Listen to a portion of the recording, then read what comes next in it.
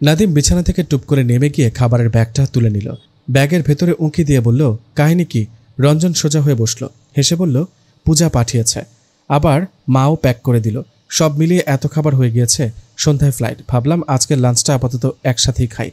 নমু নীরা খায় না বলে মাংস আনেনি। রোস্ট মাংসের ঝোল রেস্টুরেন্ট থেকে নিলেই হবে। নাদিম ততক্ষণে ঢাকনা খুলে ফেলেছে। আলুর একটা টুকরাও তুলে নিয়েছে হাতে। অন্তু বালিশে ঠেস দিয়ে বেশ আয়েশ করে বসল। উচ্ছল হেসে বলল, ছোঁয়া থাকলে বলতো, এই তুই হাত ধুয়েছিস, দাঁতও ব্রাশ করিসনি, ছি কি জঘন্য, আমার তো ভাবতেই বমি পাচ্ছে। অন্তুর কথা বলার ঢঙে হেসে ফেলল রঞ্জন। ফোন বের করতে করতে বলল, নমুকে ফোন লাগাই, হলে তো ঢুকতে পারবে না, ছোঁয়াকে নিয়ে লেকের পাড়ে চলে আসতে বলি, ছোটখাটো একটা পিকনিক হয়ে যাবে, খোলা আকাশের নিচে বসে খাওয়ার মজাই আলাদা। কথা বলতে বলতে হঠাৎ থেমে গেল রঞ্জন। অন্তুর দিকে তাকিয়ে প্রশ্ন করল, কিন্তু নীরু? অন্তুর মুখটা চুপসে গেল। কিছুক্ষণ চুপ করে বসে থেকে বলল, ফোন দিয়ে জিজ্ঞেস কর, আসতে চাইলে আমি গিয়ে নিয়ে আসব।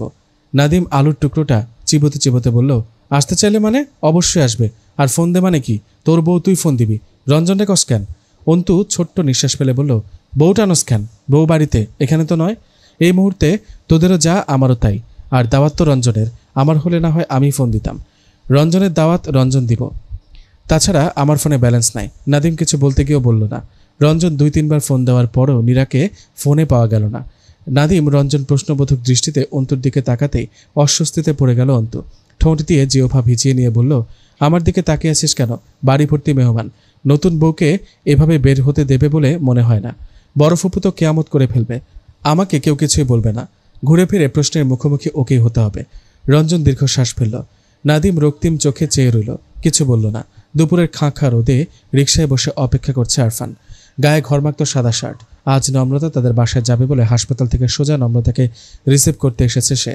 শরীরে 1 টন ক্লান্তি। নম্রতাকে সময় দিতে আজও দুপুরের দিকটায় ছুটি নিয়েছে সে। কয়েকদিন যাবৎ ঘন ঘন ছুটি নেওয়ার হালকা ঝাঁঝালো কথাও শুনতে হয়েছে তাকে।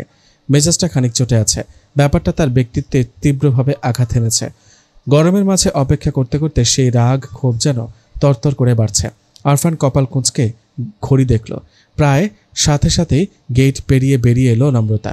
গায়ে কাঁচা হলুদ রঙের সালোয়ার কামিজ, ফর্সা গায়ে রংটা ফুটে উঠেছে। নম্রতাকে গুটি গুটি পায়ে এগিয়ে আসতে দেখে বিরক্তিটা উবে গেল তার। নম্রতার শান্ত স্নিগ্ধ মুখটা দেখে সমস্ত রাগ মন খারাপ যেন হাওয়ায় মিলিয়ে গেল। নম্রতা রিকশার পাশে এসে চুপচাপ দাঁড়িয়ে রইল। আরফান একটু হেসে বলল, কি হলো, উঠুন। নম্রতা অপরাধী দৃষ্টিতে তাকিয়ে আবারও দৃষ্টি ফিরিয়ে নিল। আরফান কপাল কুঁচকে বলল, কোনো সমস্যা? নম্রতা আমতা আমতা করে বলল, আজ না যাই। আরফান অবাক হয়ে বলল, মানে? কাল তো আপনি নিজেই রাজি হলেন, তাহলে আজ কেন? নম্রতা প্রচণ্ড অপরাধ বোধ নিয়ে বলল, আসলে আজ রঞ্জন চলে যাচ্ছে, আবার কবে দেখা হবে কে জানে। আজকের দুপুরটাও। নম্রতাকে মাঝপথে থামিয়ে দিয়ে আরফান শীতল কণ্ঠে বলল, ফাইন। নম্রতা বুঝল আরফান রেগে গিয়েছে। নম্রতা মৃদু কণ্ঠে বলল, সরি, আপনি কি রাগ করলেন? আরফান অত্যধিক শীতল কণ্ঠে বলল, না। নম্রতা কি বলবে বুঝতে না পেরে অসহায় চোখে চেয়ে রইল। আরফানের থমথমে রক্তিম মুখ দেখে বুঝল আরফান প্রচণ্ড রেগে আছে, সেদিনের থেকেও বেশি। নম্রতা কথা গুছিয়ে নিয়ে কিছু বলবে তার আগেই রিকশা চালককে তাড়া দিয়ে জায়গাটা ছেড়ে গেল আরফান।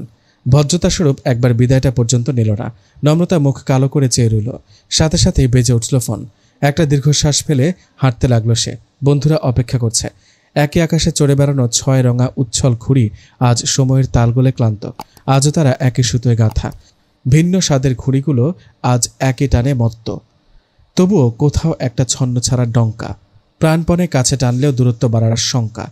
নতুন সম্পর্ক, নতুন সময়, নতুন স্বপ্নে তাদের আকাশটা আজ ভিন্ন থেকে ভিন্নতর। কারো আকাশে পরাধীনতার ছোঁয়া, কেউ বা সম্পর্কে টানা পড়েনে ক্লান্ত। কারো আকাশে স্বপ্নের ছোঁয়া, তো কেউ সমাজে যুদ্ধে পরিশ্রান্ত। কেউ বা অতীতের ঘেরা ক্যাচে বন্দি, আবার কারো আকাশে নতুন ভালোবাসার সূর্যোদয়। শেষ বিকেল, গোধূলি হানা দিয়েছে দরজায়। এক টুকরো সোনালি রোদ এসে পড়েছে থালা বাসন দেওয়ার সিঙ্কে।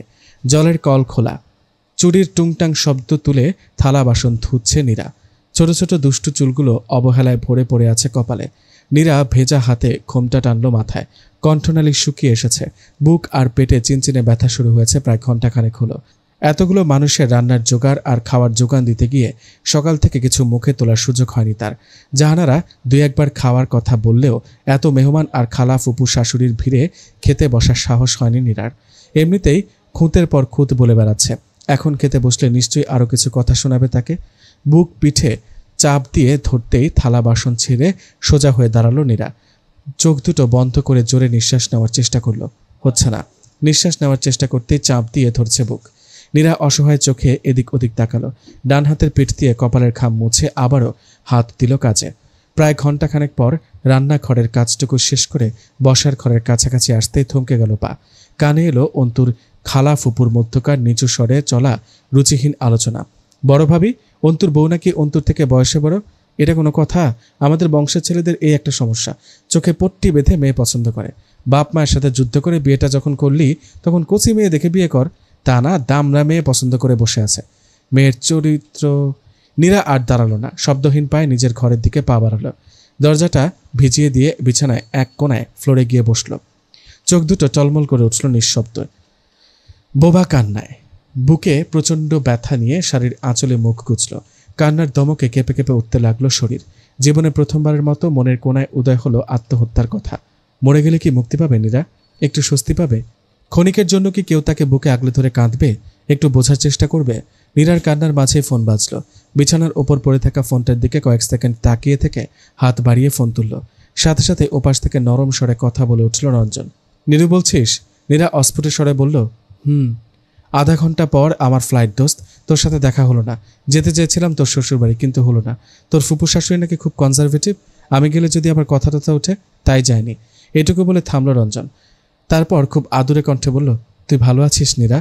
এই ছোট্ট প্রশ্নটা শুনেই হু হু করে কেঁদে উঠল নীরা। মুখ চেপে কান্না চাপার চেষ্টা করেও ব্যর্থ হলো এবার। কতদিন পর কেউ একজন সত্যিকার অর্থে জানতে চাইল, তুই ভালো আছিস নীরা? এই ছোট্ট প্রশ্নটা কতদিন শুনে না নীরা। নীরার কান্নার শব্দে আটকে উঠল রঞ্জন। ব্যস্ত হয়ে বলল, নীরু কাঁদছিস কেন দোস্ত? নীরা উত্তর দিল না। নীরার কান্নার শব্দে যা বোঝার বুঝল রঞ্জন। ছোট্ট একটা নিঃশ্বাস ফেলে বলল, আমাদের জীবনটা অবজেকশন আর এলিগেশনে ভর্তি নীরা। এই অবজেকশন কারো কম কারো বেশি, পার্থক্যটা এখানেই। তোরা বলিস না, আল্লাহ যাকে সবচেয়ে বেশি ভালোবাসে তাকে সবচেয়ে বেশি কষ্ট দেয় যাচাই করে। তারপর হুট করে এক বিশাল সারপ্রাইজ দিয়ে সব দুঃখ কষ্ট ভালোবাসায় মুড়িয়ে দেয়। সেই হিসেবে তুই আল্লাহর অনেক প্রিয় একজন সৃষ্টি। এই সৃষ্টিকে আল্লাহ অনেক বেশি ভালোবাসেন বলেই তোর দুঃখগুলোর দিকে তার এত মনোযোগ। আল্লাহ হয়তো তোকে স্ট্রং হিসেবে দেখতে পছন্দ করেন। তোকে এমন কান্নাকাটি মানায় না দোস্ত, হেরে যাওয়াও মানায় না। শক্ত হয়ে দুঃখের ঝড়টা পার করে যা। দেখবি হঠাৎ একদিন বিশাল এক সারপ্রাইজ আসবে তোর জীবন জুড়ে। অপেক্ষা কর। সৃষ্টিকর্তা কাউকে ফেরান না, তিনি নিজের উপর কোনো অভিযোগ রাখেন না। শেষ পর্যন্ত অপেক্ষা কর। জীবনের শেষ দিনটিতেও যদি সারপ্রাইজ না মেলে, তাহলে অ্যাটলিস্ট সৃষ্টিকর্তার সামনে দাঁড়িয়ে বুক ফুলিয়ে বলতে পারবি, আমি অপেক্ষা করেছিলাম, আমার পাওনাটা তুমি দাওনি, তুমি অভিযুক্ত। নীরার কান্না থেমে গিয়েছিল। রঞ্জনের কথা থামতেই নাক টানল নীরা। রঞ্জনের কথা তার মনে ধরেছে। বন্ধু মহলের ঝকঝকে বিকেল আর মায়ের চেহারাটা চোখের সামনে ভেসে উঠতেই আত্মহননের চিন্তাটা ছেড়ে ফেলছে। মনের সুপ্ত এক অংশ তাকে মনে করিয়ে দিচ্ছে, এই পৃথিবীতে গুটিকতক মানুষ তাকে স্বাভাবিকই ভালোবাসে, খুব ভালোবাসে। নীরা বসে যাওয়া ফ্যাঁসফেঁসে স্বরে বলল, তুই চলে যাচ্ছিস? তুই চলে গেলে আমাদের এভাবে কে বুঝবে বল? রঞ্জন হেসে ফেলল। সবাই তো রইল বোকা, আর আমি বা যাচ্ছে কোথায়? খুব জলদি ফিরব। রঞ্জনের কথার মাঝে ফোন টেনে নিল কেউ। অত্যন্ত ব্যস্ত ভঙ্গিতে বলল, এই নিরুপতি, দুপুরে ভাত খাইছিস তুই? রঞ্জন আজ ট্রিট দিছে, তুই তো ফক্কা খাইলি মামা। আচ্ছা কান্দিস না, তোর জামাইয়ের কাছে খাওয়ান দিয়ে দিতাছি, তাও নজর লাগাবি না। ভূতি মানুষের নজর লাগে বেশি। চোখ ভরলেও হ্যাগো পেট ভরে না। হলে বাথরুমের কমোড ভাঙ্গা গেছে, রাইতে বিরাইতে পেটে খিস পড়লে সমস্যা, নজর লাগাবি তো তুই শেষ। নাদিমের কথায় হেসে ফেলল নীরা। হঠাৎ করে উপলব্ধি করল, এই ছোট্ট ছোট্ট হাসি নিয়ে বেঁচে থাকাটাও খুব কষ্টকর নয়। এদের এই ছোট্ট ছোট্ট যত্নটুকু পাওয়ার লোভে পড়েও এই বিষাক্ত জীবনটা বয়ে বেড়ানো যায়। লম্বা টানা বারান্দায় দাঁড়িয়ে আছে নম্রতা। চারদিকে ধূসর সন্ধ্যার হাতছানি। একটু পরে ঝুপ করে নেমে আসবে নিশুতি অন্ধকার রাত। সামনের রাস্তায় জ্বলে উঠছে ল্যাম্প পোস্ট। নিরন্তর ছুটে চলেছে বিভিন্ন আকৃতির যান। নম্রতা ছোট্ট নিঃশ্বাস ফেলে ফোনের দিকে তাকালো। গত 2 ঘন্টায় 2 থেকে 3 বার আরফানকে ফোন দিয়েছে নম্রতা। আরফান রেগে থাকলে ফোন তুলেছে, শান্ত কণ্ঠে কথাও বলেছে। আরফানের রাগ অদ্ভুত, রাগ প্রকাশের ধরনও ভিন্ন। রেগে গিয়ে কথা বলা বন্ধ করে দেয়া তার স্বভাব নয়, উচ্চবাচ্যও করে না। শান্ত শীতল কণ্ঠে প্রকাশ পায় তার ভয়ানক হৃদয় কাঁপানো রাগ। নম্রতা আবারও ফোন লাগালো। বুকের ভেতর ঢিপ ঢিপ করছে ভয়। কিছুক্ষণ রিং হওয়ার পর ওপাশ থেকে গম্ভীর পুরুষালী কণ্ঠ ভেসে এলো, বলুন। নম্রতা কি বলবে ভেবে পেল না। বলল, কি করছেন? নম্রতা প্রশ্নটা করেই বুঝতে পারল বিরাট ভুল প্রশ্ন করে ফেলেছে। এমন উদ্ভট প্রশ্ন করা উচিত হয়নি। গত 2 ঘন্টায় সে বার দুয়েক এই একই প্রশ্ন করেছে। তৃতীয়বারে প্রশ্নটা বড় খাপ ছাড়া আর অদ্ভুত শোনাচ্ছে কানে। আরফান শীতল কণ্ঠে বলল, ডিউটিতে আছি। ব্যস্ত? আরফান সহজ স্বীকারোক্তি, হ্যাঁ। নম্রতা মুখ কাঁচুমাচু করে বলল, আপনি কি খুব রেগে আছেন? না। তাহলে এভাবে কথা বলছেন কেন? কিভাবে কথা বলছি? আপনার কণ্ঠ শুনে বোঝা যাচ্ছে আপনি ভয়ানক রেগে আছেন। রাগ করে থাকবেন না প্লিজ। আচ্ছা। নম্রতার মন খারাপ হয়ে গেল। এর থেকে চিল্লাচিল্লি ধমকাধমকি করাটাই কি ভালো ছিল না? অন্তু নাদিমের মতো রাগে হিতাহিত ভুলে 2-4টা চড় থাপ্পড় লাগালেও রক্ষা। কিন্তু এভাবে সব শর্ত মেনে নিয়ে রেগে বসে থাকলে কিভাবে রাগ ভাঙাবে নম্রতা? নম্রতা বেশ রয়ে শোয়ে বলল, আমাকে কাল আপনার বাসায় ঘুরতে নিয়ে যাবেন ডক্টর? আরফানের দায়সারা জবাব, ইচ্ছে হলে যাবেন, আমি ব্যস্ত। নম্রতা ফোন কেটে দিল। আরফানের এহেন ব্যবহারে কান্না পেয়ে যাচ্ছে তার। ইট দিয়ে আঘাত করে নিজের এবং আরফানের দুইজনেরই মাথা ফাটিয়ে ফেলতে ইচ্ছে করছে। নম্রতার ভাবনার মাঝে লাফাতে লাফাতে এসে পাশে দাঁড়ালো নন্দিতা। ভীষণ বিজ্ঞ কণ্ঠে বলল, আচ্ছা আপু, তোমাদের সাইকোলজি বইয়ে এমন কোনো মানসিক রোগের নাম লেখা নেই যে রোগ হলে পড়াশোনা বাদ দিয়ে বিয়ে করে ফেলতে হয়? নম্রতা চোখ বন্ধ করে রাগ নিয়ন্ত্রণ করলো। ডান হাতটা কোমরে রেখে চোখ লাল করে তাকালো। নন্দিতা সরল কণ্ঠে বলল, এভাবে তাকাচ্ছ কেন? নেই? থাকলে ভালো হতো। নম্রতা কটমট করে বলল, দেখ নিদু, আমার মেজাজ এখন চরম খারাপ। তোর এসব আউল ফাউল প্যাচাল বন্ধ করে দ্রুত কেটে পড়। নন্দিতার শ্যামলা মুখটা ঝিলিক দিয়ে উঠল। রেলিংয়ে ঠেস দিয়ে দাঁড়িয়ে উচ্ছল কণ্ঠে বলল, কেন কেন? ডাক্তার ভাইয়ের সাথে ঝগড়া হয়েছে তোমার? কেমন ঝগড়া? কঠিন নাকি তরল? নম্রতা প্রত্যুত্তর করার আগে পেছন থেকে সন্দিহান কণ্ঠে প্রশ্ন ছুড়ল কেউ। এই ডাক্তার ভাইয়াটাকে? মায়ের আচমকা প্রশ্নে থতমত খেয়ে পেছনে ফিরে তাকালো নম্রতা। মায়ের কটমটে দৃষ্টি খেয়াল করে অসহায় কণ্ঠে বলল, আমি চিনি না আম্মু, তোমার পীর বাবার কসম। নম্রতার মা সরু চোখে তাকালেন। নম্রতার কথা বিন্দুমাত্র বিশ্বাস না করে বললেন, এই তুই প্রেম করছিস? এত বড় সাহস! আমি এক্ষুনি তোর বাবাকে বলছি। মেয়ে ঢ্যাং ঢ্যাং করে প্রেম করে বেড়াচ্ছে আর বাবা নাকে তেল দিয়ে ঘুমাচ্ছে। এটা কেমন কথা? আমার বাড়িতে এসব প্রেম প্রেম চলবে না। নম্রতার চোখ ছোট ছোট করে কটমট দৃষ্টিতে বোনের দিকে তাকালো। নন্দিতা দাঁত বের করে হেসে মাথা চুলকাতে চুলকাতে মায়ের পেছনে ছুটল। যেতে যেতে মাকে সাঁই দিয়ে বলল, হ্যাঁ একদম প্রেম প্রেম চলবে না। এজন্যই বলছি আমায় চট করে বিয়ে দিয়ে দাও। পরে প্রেম প্রেম করে ফেললে তো আমাকে দোষ দিবা। নম্রতা বারান্দা থেকে মায়ের প্রতিক্রিয়া বুঝতে না পারলেও নন্দিতার কথা হেসে ফেলল। মেয়েটা দুর্দান্ত ফাজিল হয়েছে। এদিকে অন্তু যখন বাসায় ফিরল তখন রাত 10টা কি 11টা বাজে। মেহমানদের প্রস্থানে বাড়ি এখন ফাঁকা। অন্তু বাড়িতে ঢুকেই আশেপাশে তাকালো। কপাল কুঁচকে প্রশ্ন করল, আম্মা আব্বা কই? অয়ন তখনও দরজায় ধরে দাঁড়িয়ে। ভাইয়ের প্রশ্নে দরজা থেকে সরে দাঁড়িয়ে সোফায় গিয়ে বসল। টিভির চ্যানেল পাল্টাতে পাল্টাতে বলল, ঘুমাচ্ছে। টেবিলে তোমার খাবার দেওয়া আছে। অন্তু দরজাটা লাগিয়ে দিয়ে একবার টিভির দিকে তাকালো। ডিসকভারি চ্যানেল চলছে। সাদা চামড়ার এক ইংরেজ যুবক বিশাল এক সাপ কোলে নিয়ে বসে আছে। অন্তু আগ্রহ পেল না। নিজের ঘরে গিয়ে লাইট জ্বালালো। বিছানার এক কোনায় গুটিসুটি হয়ে শুয়ে আছে তার বউ নীরা। অন্তু দীর্ঘশ্বাস ফেলল। হাতে থাকা খাবারের ব্যাগটা টি টেবিলে রেখে ফ্রেশ হতে গেল। ওয়াশরুম থেকে বেরিয়ে আরও একবার নীরার দিকে তাকালো অন্তু। কয়েক সেকেন্ড কপাল কুঁচকে চেয়ে থেকে নীরার সামনে গিয়ে দাঁড়ালো। হালকা নিচু হয়ে ডান হাতটা রাখল নীরার কপালে। জ্বর নেই। চোখের কোনায় কান্নার চিহ্ন। অন্তু সরে দাঁড়ালো। শোবার ঘর থেকে বেরিয়ে গিয়ে চেয়ার টেনে বসলো। অয়নকে উদ্দেশ্য করে বলল, সবাই খেয়েছে? টিভিতে মগ্ন থাকা অয়ন ছোট্ট করে জবাব দিল, তোর ভাবি খেয়েছে? অয়ন নজর ফিরিয়ে তাকালো। ভাবি মানুষটা তাদের পরিবারে নতুন। ভাবি শব্দটার সাথে অভ্যস্ত হতে খানিক সময় লাগবে তার। চট করে ভাবি সম্বোধনে কেমন গুলিয়ে যায় সব। অয়ন একটু ভেবে বলল, নীরাপুর কথা বলছো? আমি দেখিনি। খেয়েছে হয়তো। অন্তু দীর্ঘশ্বাস ফেলল। নিজের খাবারটা টেনে নিয়ে বলল, ওকে ডেকে তুলে খেতে বল। টেবিলের ওপর খাবারের প্যাকেট রেখে এসেছি, তোর রঞ্জনদা পাঠিয়েছে। অয়ন বিরক্ত হয়ে বলল, তুমি ডাকলেই তো পারো। কেন? তুই ডাকলে কি মুখে ফুসকা পড়বে? যাবি নাকি টিভি তুলে আছাড় মারবো? অয়ন ছট করে উঠে দাঁড়ালো। অন্তুর ভরসা নেই। কিছুদিন আগেও আস্ত এক টেলিভিশন ভেঙেছে সে। আবারও ঘটনার পুনরাবৃত্তি করা তার জন্য মোটেও অসম্ভব কিছু নয়। অয়ন দ্রুত পায়ে অন্তুর রুমের দিকে ছুটল। নীরা চোখ বুজে শুয়েছিল। অয়নের প্রথম ডাকেই চোখ মেলে তাকালো। দুর্বল হাসি দিয়ে বলল, কিছু বলবে? অয়ন বিছানার ওপর বসল। নীরার ফোনটা হাতে তুলে নিয়ে বলল, তুমি রাতে খেয়েছো নীরা আপু? পর মুহূর্তেই সূত্রে নিয়ে সরল কণ্ঠে বলল, আপু না ভাবি। এখন তো ভাবি হও আমার, মনে থাকে না। শেষ কথাটা বলে ঠোঁট উল্টে হাসল অয়ন। মাথা ঘুরিয়ে টি টেবিলের দিকে ইশারা করে বলল, ওখানে তোমার খাবার রাখা, রঞ্জনদা পাঠিয়েছে, খেয়ে তারপর ঘুমাও। একটু বলেই নীরার ফোনে গেম খেলতে ব্যস্ত হয়ে পড়ল অয়ন। খেলার মাঝপথে আবারও একবার তাড়া দিতেই উঠে বসল নীরা, কিন্তু খুব বেশি খেতে পারল না। অল্প একটু মুখে দিতে বুকে পিঠে চাপ দিয়ে ধরল। নীরাকে মুখ কুঁচকে ফেলতে দেখে কৌতূহল নিয়ে প্রশ্ন করল অয়ন, খেতে ভালো নয়?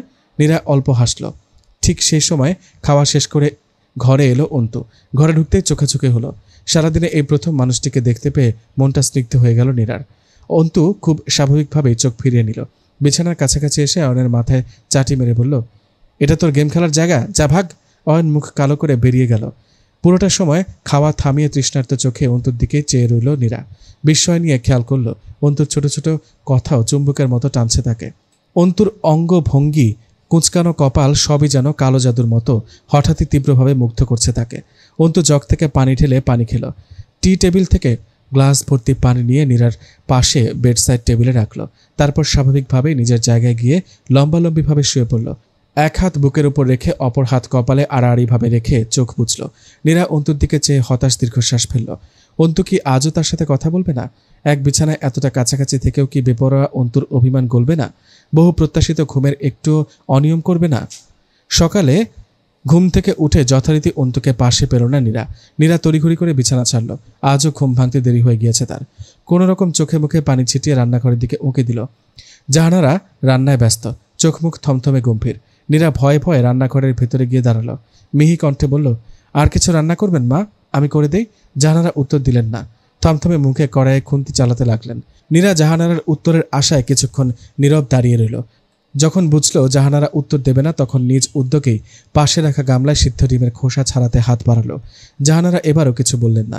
দুটো ডিমের খোসা ছাড়ানো শেষ হতেই আক্রোশ নিয়ে বলে উঠলেন জাহানারা, রাতে ভাত খাওনি কেন? টেবিলের ওপর খাবার বেড়ে রেখেছিলাম, দেখোনি? আমি একা মানুষ, কত দিকে তাকাবো? সবাইকে তো আর তুলে তুলে খাইয়ে দেওয়া সম্ভব না। এটা তোমার বাপের বাড়ি না। শ্বশুরবাড়ি অত আরাম চাইলে তো চলবে না। নিজের খাবার নিজের হাত দিয়েই তুলে খেতে হবে। অত আদিক্ষাতা আমি করতে পারি না। নীরা ডিমের খোসা ছাড়াতে ছাড়াতে বলল, ঘুমিয়ে পড়েছিলাম মা। জাহানারা বিরক্ত চোখে তাকালেন। তরকারির কড়াইটা নামিয়ে রেখে বললেন, না খেয়ে ঘুমাবে কেন? নিজের খাওয়ার কথা মনে থাকে না? খাবার কথা মনে করিয়ে দেওয়ার জন্য একজন অ্যাসিস্ট্যান্ট রাখতে হবে আমায়। মানুষ ছেলে বিয়ে করায় শেষ বয়সে আরাম করার জন্য, আর আমার কপাল দেখো। এটুকু বলেই থামলেন জাহানারা। চুলোয় নতুন কড়াই চড়াতে চড়াতে গজগজ করতে থাকলেন। শ্বশুরবাড়ি এসে একদিনেই শুকিয়ে চিমসি লেগে যাচ্ছ। না খেয়ে থেকে বোঝাতে চাও আমরা তোমাকে খাবার দাবার দিই না? নীরা উত্তর দিল না। মাথা নুইয়ে নিজের কাজে মন দিল। জাহানারা নীরার হাতের গামলাটা এক ঝটকায় টেনে নিয়ে বললেন, ভাত তরকারি হয়েছে, নিজ হাতে বেড়ে খেয়ে নাও। নাকি বেড়ে হাতে তুলে দেওয়া লাগবে? নীরা মিহি কণ্ঠে বলল, কাজটুকু শেষ, প্রায় শেষ করে পরে খাই। জাহানারা ধমকে উঠলেন, সকাল 9টায় ঘুম থেকে উঠে কাজ দেখাও? অতটুকু সাহায্য তোমার না করলেও চলবে। হাত দুটো এখনো অচল হয়ে যায়নি। যতদিন বেঁচে আছি খাটিয়ে মারো। ছেলের বউ বলে কথা, শ্বশুর শাশুড়িকে বেতের আগায় না রাখলে চলবে নাকি? নীরা ছোট্ট নিঃশ্বাস ফেলে খেতে গেল। নীরাকে তাড়াহুড়ো করে খেতে দেখে আবারও ধমকাধমকি শুরু করলেন জাহানারা। নীরা খাওয়া দাওয়া শেষ করে নিজ উদ্যোগেই থালা বাসন পরিষ্কার করতে নেমে গেল। অন্তু যখন বাড়ি ফিরল তখন 10টা কি 10:30 বাজে। আমিনুল সাহেব খাবার টেবিলে বসে পত্রিকা পড়ছেন। অয়ন ডালে ভিজিয়ে পরোটা খাচ্ছে। অন্তু একটা চেয়ারের টেনে বসেই অয়নকে উদ্দেশ্য করে বলল, ওয়ু, তোর ভাবিকে গিয়ে রেডি হতে বল। 11:30টায় ক্লাস আছে, আমার সাথে ভার্সিটি যাবে। অয়ন বাবার ফোনে মগ্ন ছিল।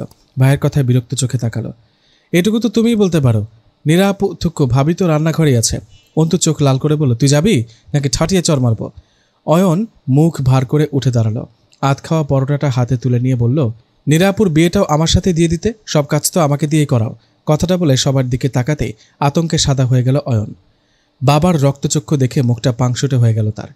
একটা শুকনো ঢোক গিলে নিয়ে জায়গা থেকে সরে দাঁড়ালো। জাহানারা স্বামীকে চা দিচ্ছিলেন।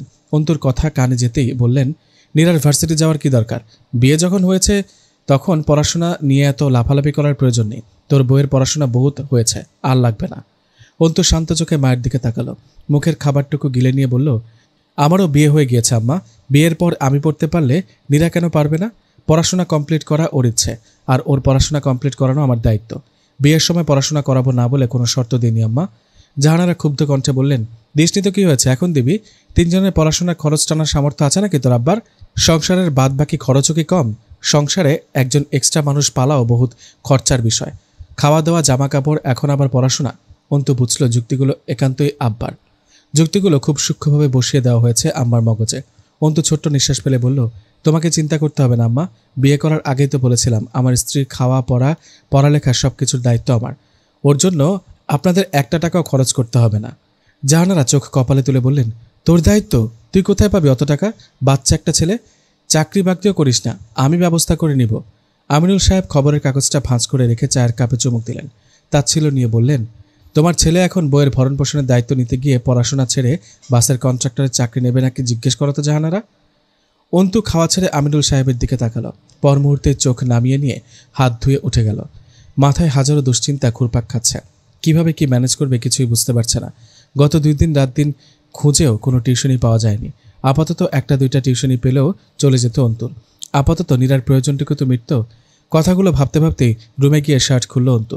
আলমারি থেকে আরেকটা শার্ট বের করে পরতে নিতেই চোখ আটকে গেল আয়নায়। কুঞ্চিত কপালটা আরও খানিকটা কুঁচকে গেল। অন্তুর কাঁধের বাম পাশে থাকা ট্যাটুটা বিদ্যুতের আলোয় ঝলমল করে ধরা দিচ্ছে আয়নায়। প্রায় 3 বছর আগে কাঁধের কাছে এন লিখে ট্যাটু করিয়েছিল অন্তু। অন্তু দীর্ঘশ্বাস ফেলে শার্টের কলার টেনে ঢেকে ফেলল কাঁধ। নীরার জন্য এমন অনেক পাগলামি করেছে অন্তু। তখন বড্ড ছেলে মানুষ ছিল সে। বয়স আর কত হবে তখন, 20 অথবা 21। অন্তু এখনও ছেলে মানুষই আছে। বয়সের হিসেবে 2-3 বছর বৃদ্ধি পেয়েছে এই যা। কিন্তু এই 2-3 বছরে অনেক কিছুই পরিবর্তন হয়েছে। পরিবর্তন হয়েছে নীরার অবহেলার ধরন, সেই সাথে পরিবর্তন হয়েছে অন্তু। দীর্ঘ এই অবহেলার জ্বালা মেটাতে যখন আগাগোড়া পরিবর্তন হতে চাইল অন্তু, সামলে নিতে চাইল জীবন, প্রাণ ভরে একটু শ্বাস নিতে চাইল, ঠিক তখনই রিসাইকেলের মতো আবারও জীবনের সাথে লেপ্টে গেল নীরা। অন্তু দীর্ঘশ্বাস পেলে বাইকের চাবিটা তুলে নিল হাতে। নীরা দরজার কাছে দাঁড়িয়েছিল। অন্তু হয়তো খেয়ালই করল না তাকে। বাইরে গিয়ে অয়নকে দিয়ে নীরাকে ডাকতে পাঠালো অন্তু। নীরা ঢিপঢিপ করে বাঁচতে থাকা হৃৎপিণ্ড নিয়ে অন্তুর বাইকে গিয়ে বসল। অন্তুর কাঁধে হাত রাখতে রাখতেই ভিন্ন এক অস্বস্তিতে কাটা হয়ে রইল মন। ধানমন্ডি থেকে শাহবাগ পুরোটা রাস্তা নিশ্চুপ কাটল তাদের। ভার্সিটির সামনে এসে নীরা বাইক থেকে নামতে একটা 500 টাকার নোট এগিয়ে দিল অন্তু। নীরা অবাক চোখে তাকালো। সংকুচিত মনে নোটটা হাতে নিয়ে অন্তুর দিকে জিজ্ঞাসু দৃষ্টিতে তাকালো। অন্তু বাইকে স্টার্ট দিতে দিতে সামনের দিকে তাকিয়ে বলল, হাত খরচের টাকা। কথাটুকু বলে মুহূর্তে বাইক নিয়ে ভার্সিটির গেট পেরিয়ে গেল অন্তু। নীরা ফ্যাল চোখে অন্তুর যাওয়ার দিকে চেয়ে রইল। হাত পা শিরশির করে উঠল অন্তুর অচেনা এক অনুভূতিতে। শরতের মাঝামাঝি, আবহাওয়ায় হালকা শুষ্ক ভাব, ভ্যাপসা গরম, জ্যাম আর ধুলোবালির সাথে নিরন্তর যুদ্ধ করে বাস যখন রাজেন্দ্রপুর এসে থামল তখন ঘড়িতে 12টা বাজে। মাথার ওপর দগদগ করে জ্বলছে সূর্য। নাদিমের মাথা ভর্তি চুল তখন ধুলোয় ধূসর। পরনের গোলাপি শার্ট, কালো প্যান্টে ধুলোবালির পাতলা আস্তরণ। নাদিম বাস থেকে নেমে ডান হাতের কবজিতে পড়া ঘড়ির দিকে তাকালো। ঘড়ির স্বচ্ছ কাঁচটি খোলা হয়ে এসেছে মিহি ধুলোয়। প্যান্টের গায়ে ঘড়িটা ঘষে কাঁচ পরিষ্কার করল নাদিম। চোখ ছোট ছোট করে আশেপাশে তাকালো। পকেট থেকে কাগজের ছোট্ট টুকরোটা বের করে ঠিকানা দেখল। দ্বিতীয় গন্তব্য বাংলা বাজার। অটোরিকশায় বাংলা বাজার পৌঁছানোর পর যেন দিশেহারা হয়ে পড়ল নাদিম। খাঁ দুপুরে দোকানপাটের অধিকাংশই ফাঁকা, নিস্তব্ধ। নাদিম বেশ কয়েকটি দোকানে খোঁজ নিয়েও কাঙ্ক্ষিত মানুষটিকে খুঁজে পেল না। দোকানের সবাই প্রায় নতুন কর্মচারী, স্থানীয় বাসিন্দাদের খুব একটা চেনে না। নাদিম ক্লান্ত হয়ে একটি চায়ের দোকানে গিয়ে বসল। 1 কাপ চা খেয়ে মধ্যবয়স্ক দোকানদারকে জিজ্ঞেস করতেই চাওয়ালা চোখ ছোট ছোট করে বলল, মকবুল ওয়াহেদ চৌধুরী আবার কেডা? এই নামে তো কাউরে চিনি না ভাই সাহেব। নাদিমের ভ্রুজোড়া বিরক্তিতে ত্রিভুজাকার রূপ ধারণ করল। কপাল কুঁচকে বলল, আপনারা দেখে তো স্থানীয় মানুষই মনে হইতেছে চাচা। কয় বছর আছেন এই এলাকায়? দোকানদার দ্রুত হাতে চা ছাঁকতে ছাঁকতে বলল, জন্মের পর থেকেই তো এখানেই আসি ভাই সাহেব। তাহলে তো মকবুল ওয়াহেদ চৌধুরীকে চেনার কথা। শুনেছি ওনার বড়সড় একটা গার্মেন্টস ফ্যাক্টরি আছে এলাকায়। গাজীপুরে নাকি রিসোর্টও আছে। তারপরে স্থানীয় মানুষ চেনেন না কেন? দোকানদার নাদিমের মুখের দিকে খানিক ফ্যাল করে চেয়ে রইল। কিছুক্ষণ আনমনা বসে থেকে বলল, আপনি কি মুকুল ভাইয়ের কথা জিজ্ঞাইতেছেন নাকি ভাই সাহেব? নাদিমের পুরো ভ্রু আরও খানিকটা কুঁচকে গেল। মুকুল ভাই? এই মুকুল ভাইয়ের কাহিনীটা কি? বড় মামার ভবিষ্যতে মিষ্টিকে মকবুল ওয়াহেদ চৌধুরী নামক এক ধনাঢ্য ব্যক্তির কাছে 10 লক্ষ টাকার বিনিময়ে বিক্রি করে দেওয়া হয়েছে। কাগজে লেখা ঠিকানাটাও তার। এর মাঝে মুকুল ভাই নামক ব্যক্তিটির এন্ট্রি কিভাবে হলো বুঝে যাচ্ছে না। নাদিমকে চুপ থাকতে দেখে দোকানদার নিজ উদ্যোগে বলল, স্থানীয় বাসিন্দাগো মধ্যে মুকুল ভাই বিরাট ধনী মানুষ। গার্মেন্টস কারখানা আছে, শুনছি বড়লোকি হোটেলও নাহি আছে 2-1টা। ভাইজানের বাড়ি বাজার থেকে 10 মিনিটের রাস্তা। রিক্সা লইয়া চলে যান। মুকুল ভাইয়ের বাড়ি বেবা খেয়েছে নে। মুকুল ভাইয়ের বাড়ি যাবো কইলে দিয়ে আইব। নাদিম জবাব দিল না। কপালে সূক্ষ্ম ভাঁজ ফেলে কিছু একটা ভাবল। আরও 1 কাপ চা খেয়ে মুকুল ভাইয়ের বাড়ি যাওয়ার সিদ্ধান্ত নিল। রিক্সাওয়ালা যখন নাদিমকে মুকুল ভাইয়ের বিশাল বাড়িটির সামনে পৌঁছে দিল তখন ঘড়িতে 1:45 বাজে। মাথার উপর ঝাঁ করছে স্বর্ণালী রোদ। ঘেমে এনে একাকার নাদিমকে গেট থেকে অন্দরমহল পর্যন্ত পৌঁছাতে বহু কসরত করতে হলো। তাকে যে বসার ঘরে বসতে দেওয়া হলো তার সাজসজ্জা আলিশান। ছিমছাম সবুজ গালিচা বিছানো মেঝে, ঝকঝকে দামি আসবাবপত্র, সেই আলিশান বিশালতায় মোড়া বসার ঘরে বসে থেকে জীবনের প্রথমবারের মতো নাদিম উপলব্ধি করল মিষ্টি নামক মেয়েটির জন্য তার চিন্তা হচ্ছে। 7-8 বছর আগে যে মেয়েকে টাকার বিনিময়ে কেনা হয়েছে তার সাথে কিরকম আচরণ করা হতে পারে ভাবতেই তার গা শিউরে ওঠে। বারবার জানতে ইচ্ছে করছে মেয়েটা কি আদৌ বেঁচে আছে। নাদিমের সূক্ষ্ম চিন্তার মাঝেই সুপ্ত মানবের আবির্ভাব ঘটল। মনের গহীন থেকে তাচ্ছিল্যের কণ্ঠে বলে উঠল, তুমি একজন মেরুদণ্ডহীন মানুষ নাদিম, তোমার মাঝে কোনো প্রতিশোধ স্পৃহা নেই। এই মেয়েটির জন্য এত চিন্তা তোমার মানে না। কেন করছো এত হাহাকার? নাদিম চমকে উঠে বলল, হাহাকার করছি? অবশ্যই করছো। বোনের জন্য হাহাকার করা খারাপ তো কিছু নয়। মিষ্টি আমার ছোট বোন। সুপ্ত মানব আক্রোশ নিয়ে বলল, বাজে কথা। মিষ্টি কখনোই তোমার বোন নয়। সে তোমার দুর্দশার কারণ, তোমার মায়ের দুঃখের কারণ। কেন ভুলে যাচ্ছ বারবার? ফিরে যাও, ছেড়ে দাও তার পিছু। অতীত ঘেটে কি লাভ? ভালো আছো, ভালো থাকো। নাদিম ছোট্ট নিঃশ্বাস ফেলল। কয়েক সেকেন্ড চুপ থেকে বলল, তোমার সত্যিই মনে হয় মিষ্টির সকল দুর্দশার কারণ? কারো পক্ষে কারো দুর্দশার কারণ হওয়া কি আদৌ সম্ভব? It's all about destiny. মানুষের পক্ষে হয়তো ভাগ্যের বাইরে কিছু করা সম্ভব নয়। তুমি বলতে চাইছো তোমাকে ঠকানো হয়নি? হয়েছে, কিন্তু তার জন্য মিষ্টি দায়ী হতে পারে না। সেও ঠকেছে, তাকেও ঠকানো হয়েছে, হয়তো আমার থেকেও বেশি। নাদিমের কথার প্রত্যুত্তর এলো না। তার আগেই বিশাল লম্বা স্বাস্থ্যবান এক ভদ্রলোক নাদিমের সামনে সোফা এসে বসল। লোকটি লম্বায় 6 ফুটের কাছাকাছি, থলথলে শরীরে হলুদ রঙের পাঞ্জাবি, পরনে ধবধবে সাদা লুঙ্গি, পান খেয়ে ঠোঁট দুটো টকটকে লাল, তির্যক নাকের নিচে মাঝারি আকারের তিল। নাদিম সরাসরি ভদ্রলোকের দিকে তাকালো। লোকটি ভ্রু কুঁচকে নাদিমকে দেখে নিয়ে বললেন, তুমি কে? আমার সাথে দেখা করতে চাওয়ার কারণ কি? কম কথায় উত্তর দাও, বেশি কথা আমার পছন্দ নয়। নাদিম ছোট্ট একটা শ্বাস টেনে নিয়ে সরাসরি প্রশ্ন করল, আপনার নাম মকবুল ওয়াহিদ চৌধুরী? লোকটি তির্যক দৃষ্টি মেলে বললেন, হ্যাঁ, কেন? প্রায় 7-8 বছর আগে ময়মনসিংহের একটা এতিমখানা থেকে 8 বছরের একটা বাচ্চাকে কিনে এনেছিলেন আপনি। মেয়েটির নাম ছিল মিষ্টি। চেনেন তাকে? মকবুল সাহেবের মুখ মুহূর্তেই থমথমে রূপ ধারণ করল। চোয়াল শক্ত করে নাদিমের দিকে চেয়ে রইলেন তিনি। গম্ভীর কণ্ঠে বললেন, তুমি কে? নাদিম হেসে বলল, আপনি বোধহয় উত্তেজিত হয়ে পড়েছেন। অযথা ঘাবড়াবেন না। আমি আহামরি কেউ নয়। আমার নাম নাদিম হোসেন, সম্পর্কে মিষ্টির ভাই। আমি মিষ্টির সাথে দেখা করতে চাই। ওর সাথে দেখা করা কি সম্ভব? মকবুল সাহেব আগের মতো নিশ্চুপ বসে আছেন, দৃষ্টি তীক্ষ্ণ ও ধারালো। যা বিক্রি করে দিয়েছ তার প্রতি হঠাৎ এত উৎকণ্ঠা? বিকৃত জিনিস মাত্রই বিকৃত, জানো না? মিষ্টি মানুষ হোক বা বস্তু, আমি তাকে নগদ টাকা দিয়ে কিনেছি। অযথা ঝামেলা না বাড়িয়ে নিজের চরকায় তেল দাও। নাদিম মকবুল সাহেবের দিকে চেয়ে গম্ভীর কণ্ঠে বললেন, আপনার কথায় একটু ভুল আছে মকবুল সাহেব। মিষ্টিকে আমি বিক্রি করিনি, বিক্রি করেছে অন্য কেউ। মিষ্টির এই মালিকানা বদলের রহস্য আমার অজানা। তবে আমি মিষ্টিকে ফিরিয়ে নিতে আসিনি। আমি শুধু ওর সাথে দেখা করব, 2-1টা কথা বলবো, তারপর চলে যাব। নাদিমের কণ্ঠে কিছু একটা ছিল। মকবুল সাহেব খানিক শান্ত হলেন। নাদিমকে অবাক করে দিয়ে একজন কাজের লোককে ডেকে পাঠালেন। গম্ভীর কণ্ঠে বললেন, তোমার আপামনিকে ডেকে আনো তো শামসুল। চাকর শ্রেণীর লোকটি মাথা হেলিয়ে সরে যেতেই মকবুল সাহেব চোখ মুখ শক্ত করে তাকালেন। শাসানোর মতো করে আঙুল উঁচালেন। হিংস্র চোখে চেয়ে বললেন, এবারই শেষ। এই এলাকায় ফিরে আসার সাহস আর করবে না। আর এরপর তোমাকে এই এলাকায় দেখলে কেটে ফেলে দেব। নাদিমের মাঝে কোনো ভাবাবেগ দেখা গেল না। রক্তকণিকাগুলো উত্তেজিত হয়ে উঠল। হৃৎপিণ্ডটা টিপটিপ করছে। তবে মিষ্টি বেঁচে আছে। বেশ কিছুক্ষণ পর সিঁড়ি বেয়ে গুটি গুটি পায়ে এগিয়ে এলো 16-17 বছরের এক যুবতী। গায়ের রং মিষ্টি শ্যামলা, মুখের গড়নে আদিবের অবয়ব স্পষ্ট। মিষ্টির অবনত মুখটির দিকে চেয়ে বুকের ভেতর চিনচিনে ব্যথা করে উঠল তার। হাত পায়ের শিরায় টান পড়ল। মেয়েটি ঠিক বাবার মতো দেখতে হয়েছে। নাদিমের চেহারায় বাবার ছাপ অল্প, মায়ের ছাপ বেশি। নাদিমের থিতিয়ে থাকা রাগটা ফুঁসে উঠতে চাইল। পুরো পৃথিবী ছারখার করে দেওয়ার অদম্য ইচ্ছে খ্যাপাটে হয়ে উঠল মন। কিন্তু মিষ্টি নামের মেয়েটা যখন বড় বড় চোখ মেলে নাদিমের দিকে তাকালো, ঠিক তখনই শান্ত হয়ে এলো নাদিমের মস্তিষ্ক। টলমলে নিষ্পাপ সেই চাহনির সামনে নাদিমের সকল বিতৃষ্ণা যেন থিতিয়ে গেল। ফনা তোলা রাগটা মাথা নুয়ে শান্ত হয়ে পড়ে রইল বুকের এক কোনায়। দুজোড়া চোখ চুপচাপ চেয়ে রইল প্রায় অনেকক্ষণ। মকবুল সাহেব মিষ্টিকে সোফায় বসতে বললেন। মিষ্টি বাধ্য মেয়ের মতো সোফায় গিয়ে বসল। মুখোমুখি সোফায় বসে থাকা যুবতী মেয়েটির সারা গায়ে সদ্য যৌবনের চঞ্চলতা, আনত মুখটিতে এক রাজ্য মায়া। এই মায়াবী মুখটির দিকে চেয়ে নাদিমের হঠাৎই মনে হলো, মিষ্টি শব্দটা বোধহয় কোনো এককালে এই মেয়েটির জন্যই সৃষ্টি করেছিলেন বিধাতা। মিষ্টি নামটি রেখেছিলেন বাবা। নাদিমের তখন 7 বছর বয়স। এমনই একটি গোধূলি বিকেলে মায়ের নামের সাথে মিলিয়ে বাচ্চা মেয়েটির নাম রেখে ফেললেন মিষ্টি। মলি মিষ্টি। মা খুব চোটপাট করেছিলেন সেদিন। ছোট্ট মিষ্টিকে ছুঁড়ে ফেলেছিলেন মাটিতে। বাবা বারান্দায় বসে গম্ভীর মুখে পুরো ব্যাপারটা দেখলেন, অথচ উঠে এলেন না, উচ্চবাচ্য করলেন না। বাবার চেহারা এখন আর মনে নেই নাদিমের, কিন্তু সেই তার স্বরের কান্নাটা মাঝে মাঝে কানে ভাসে। এখনও কত জীবন্ত সেই কান্না। নাদিমের ভাবনার মাঝেই বসার ঘর থেকে উঠে গেলেন মাহবুব সাহেব। নাদিম ছোট্ট একটা নিঃশ্বাস ফেলে আবারও মিষ্টির দিকে তাকালো। মিষ্টি উৎসুক চোখে চেয়ে আছে। বড় বড় চোখ দুটোতে চিকচিক করছে কৌতূহল। সত্যি কি কৌতূহল নাকি টলমলে জল? নাদিম হাতের ইশারায় মিষ্টিকে ডাকলো, বলল, এদিকে এসো। মিষ্টি ইতস্তত পায়ে এগিয়ে গিয়ে নাদিমের পাশে বসলো। নাদিম গম্ভীর কণ্ঠে জিজ্ঞেস করলো, কোন ক্লাসে পড়ো? মিষ্টি জবাব দিল না। নাদিমের দিকে নির্বিশেষ চেয়ে থেকে বলল, তুমি আমার ভাইয়া? নাদিমের বুকের কোথাও একটা চাপা যন্ত্রণা খেলে গেল।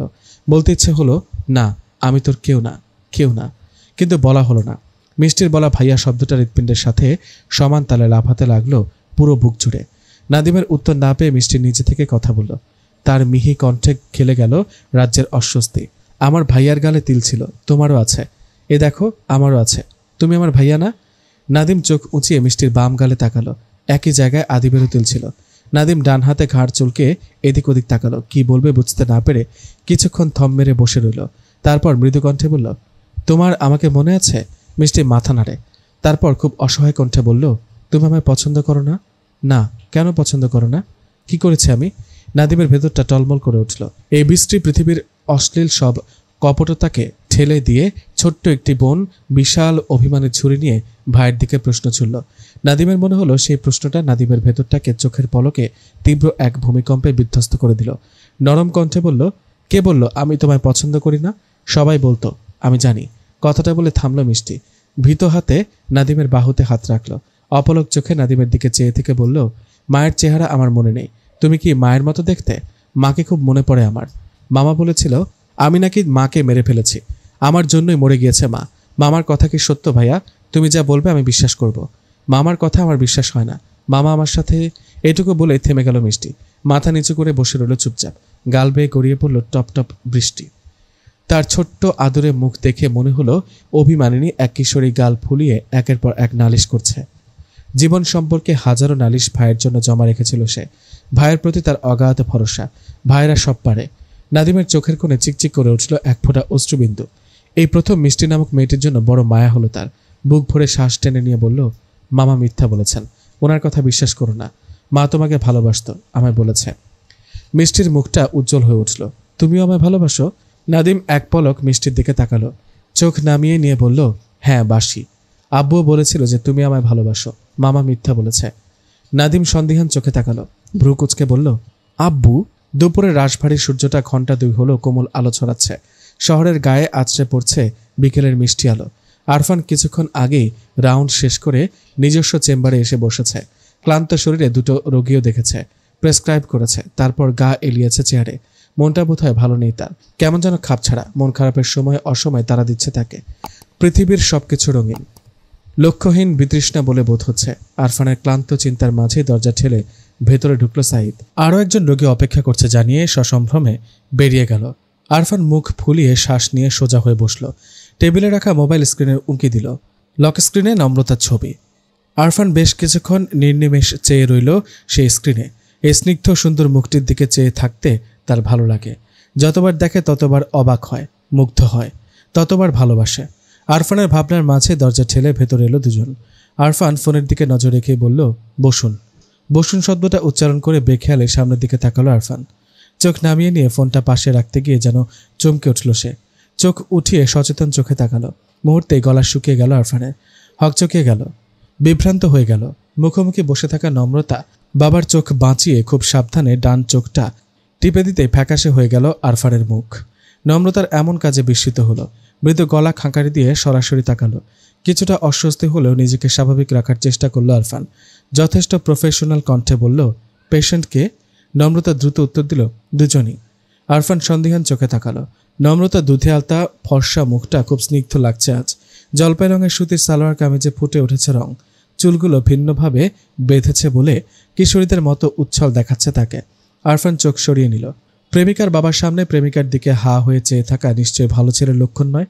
আরফান যথাসম্ভব গম্ভীর কণ্ঠে বলল, ওহ বেশ, তো সমস্যা বলুন। নুরুল সাহেব তীক্ষ্ণ চোখে চেয়েছিলেন।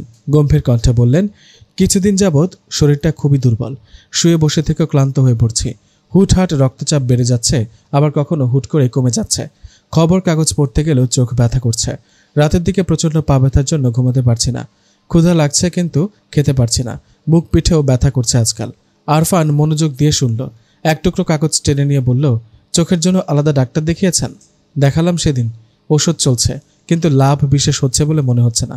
বাসার নিচে দাঁড়িয়ে কেউ হাই হ্যালো করলে 2 তলা থেকে স্পষ্ট দেখতে পারি না। আরফান যেন হোঁচট খেল এবার। বাম হাতের আঙুল দুটো কপালে হালকাভাবে বুলিয়ে নিয়ে প্রেসক্রিপশন লেখায় মনোযোগ দিল। শেষ বাক্যটা না শোনার ভাব করে গম্ভীর কণ্ঠে প্রশ্ন করল, আপনার বয়স কত? 65। আর নাম?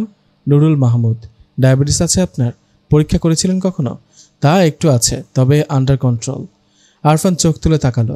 লাস্ট কবে পরীক্ষা করেছিলেন? এই তো বছর 2 আগে। আরফান বিস্ময় নিয়ে চেয়ে রইল। পর মুহূর্তে হেসে ফেলে বলল, 2 বছর আগে পরীক্ষা করিয়ে বলেছেন ডায়াবেটিস আন্ডার কন্ট্রোল। ডায়াবেটিস পেশেন্টদের প্রতি মাসে একবার করে চেক আপ করা উচিত। আমার মনে হয় আপনার ডায়াবেটিসটা বাড়াবাড়ি রকম বেড়ে গিয়েছে। ডায়াবেটিস থেকে হৃদরোগের উপসর্গ দেখা দিতে পারে। খুব শীঘ্রই ডায়াবেটিস পরীক্ষা করুন। তার সাথে আরও কিছু টেস্ট দিচ্ছি।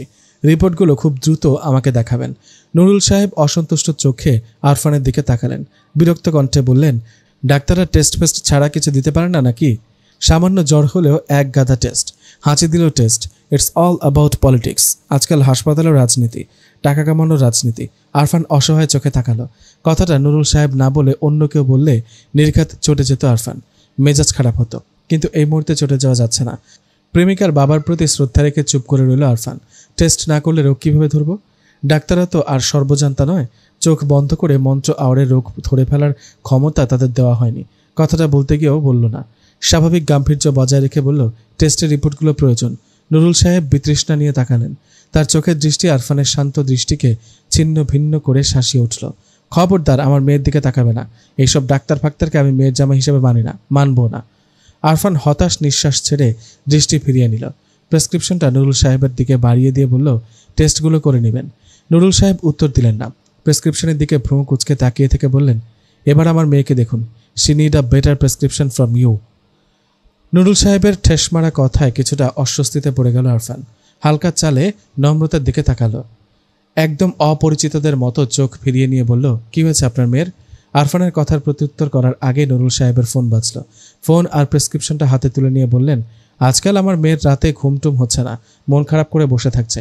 ইনসমনিয়া হয়েছে বোধ হয়। আপনি প্রেসক্রাইবটা না হয় সেখান থেকে শুরু করুন।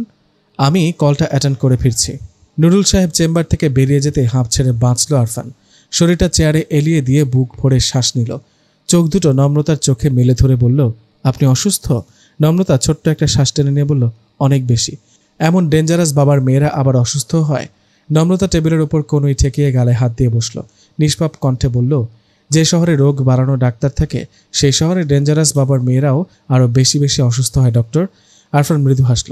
সোজা হয়ে বসে টেবিলের ওপর খানিকটা ঝুঁকে এসে বলল, আচ্ছা, তো আগে কোনো ডাক্তারের শরণাপন্ন হয়েছিলেন নাকি এই প্রথম? নম্রতা ব্যস্ত হাতে ব্যাগ থেকে এক টুকরো কাগজ বের করল। আরফানের দিকে এগিয়ে দিতে দিতে বলল, হয়েছিলাম তো। ডাক্তারবাবু ঔষধও দিয়েছে, খুবই রেয়ার ঔষধ। ঢাকা শহরের সব দোকানে খুঁজেও পাওয়া যায়নি। আপনি কি জানেন কোথায় পাওয়া যাবে এই ঔষধ? আরফান কপাল কোঁচকে কাগজের টুকরোটা নিল। নীল রঙের কাগজে সিরিয়াল লেখা, নিষ্প্রভ নিষ্প্রভ নিষ্প্রভ। নিষ্প্রভের পাশে অ্যারো চিহ্ন দিয়ে লেখা 1+1+1 ইনফিনিটি। আরফানের কপাল কুঁচকে কাগজের দিকে চেয়ে থাকতে দেখে ভারী অসহায় কণ্ঠে বলল নম্রতা, জানেন কোথায় পাবো এই ঔষধ? ঔষধের অভাবে দিন দিন মারা যাচ্ছি। এই অধম পেশেন্টের মৃত্যু ঠেকাতে কিছু একটা তো করুন ডক্টর। আরফান চোখ তুলে তাকালো। নম্রতা গালে হাত দিয়ে বসে আছে। ছোট্ট ছোট্ট মোলায়েম চুলগুলো গালের উপর এসে পড়ায় ভারী মিষ্টি লাগছে দেখতে। আরফানের চোখ দুটো যেন নেচে উঠল এবার। শ্যামবর্ণ মুখটিতে ঈষৎ দুষ্টুমি খেলে গেল। চেয়ার ছেড়ে উঠে এসে নম্রতার পাশে গিয়ে দাঁড়ালো।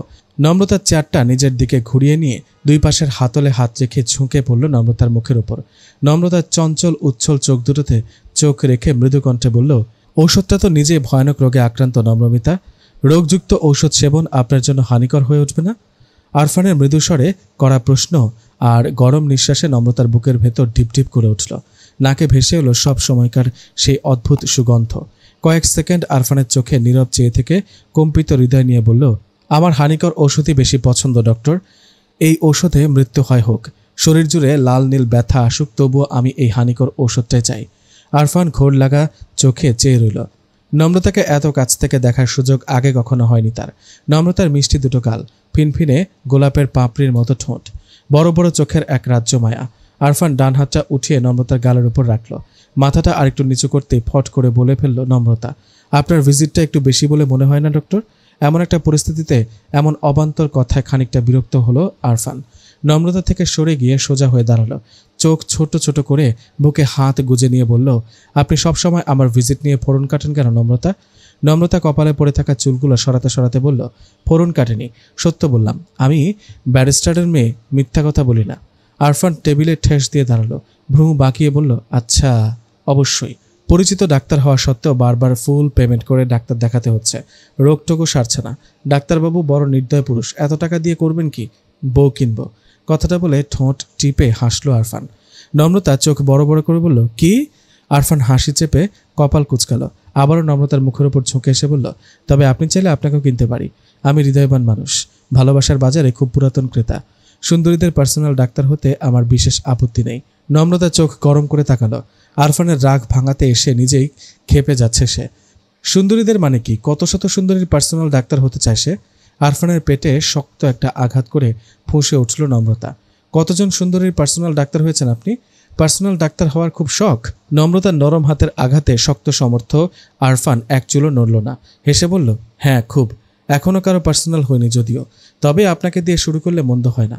অভিষেকটা না হয় আপনিই করুন, পরবর্তীতে বাকি সুন্দরীদের কথা ভেবে দেখা যাবে। করবেন নাকি অভিষেক?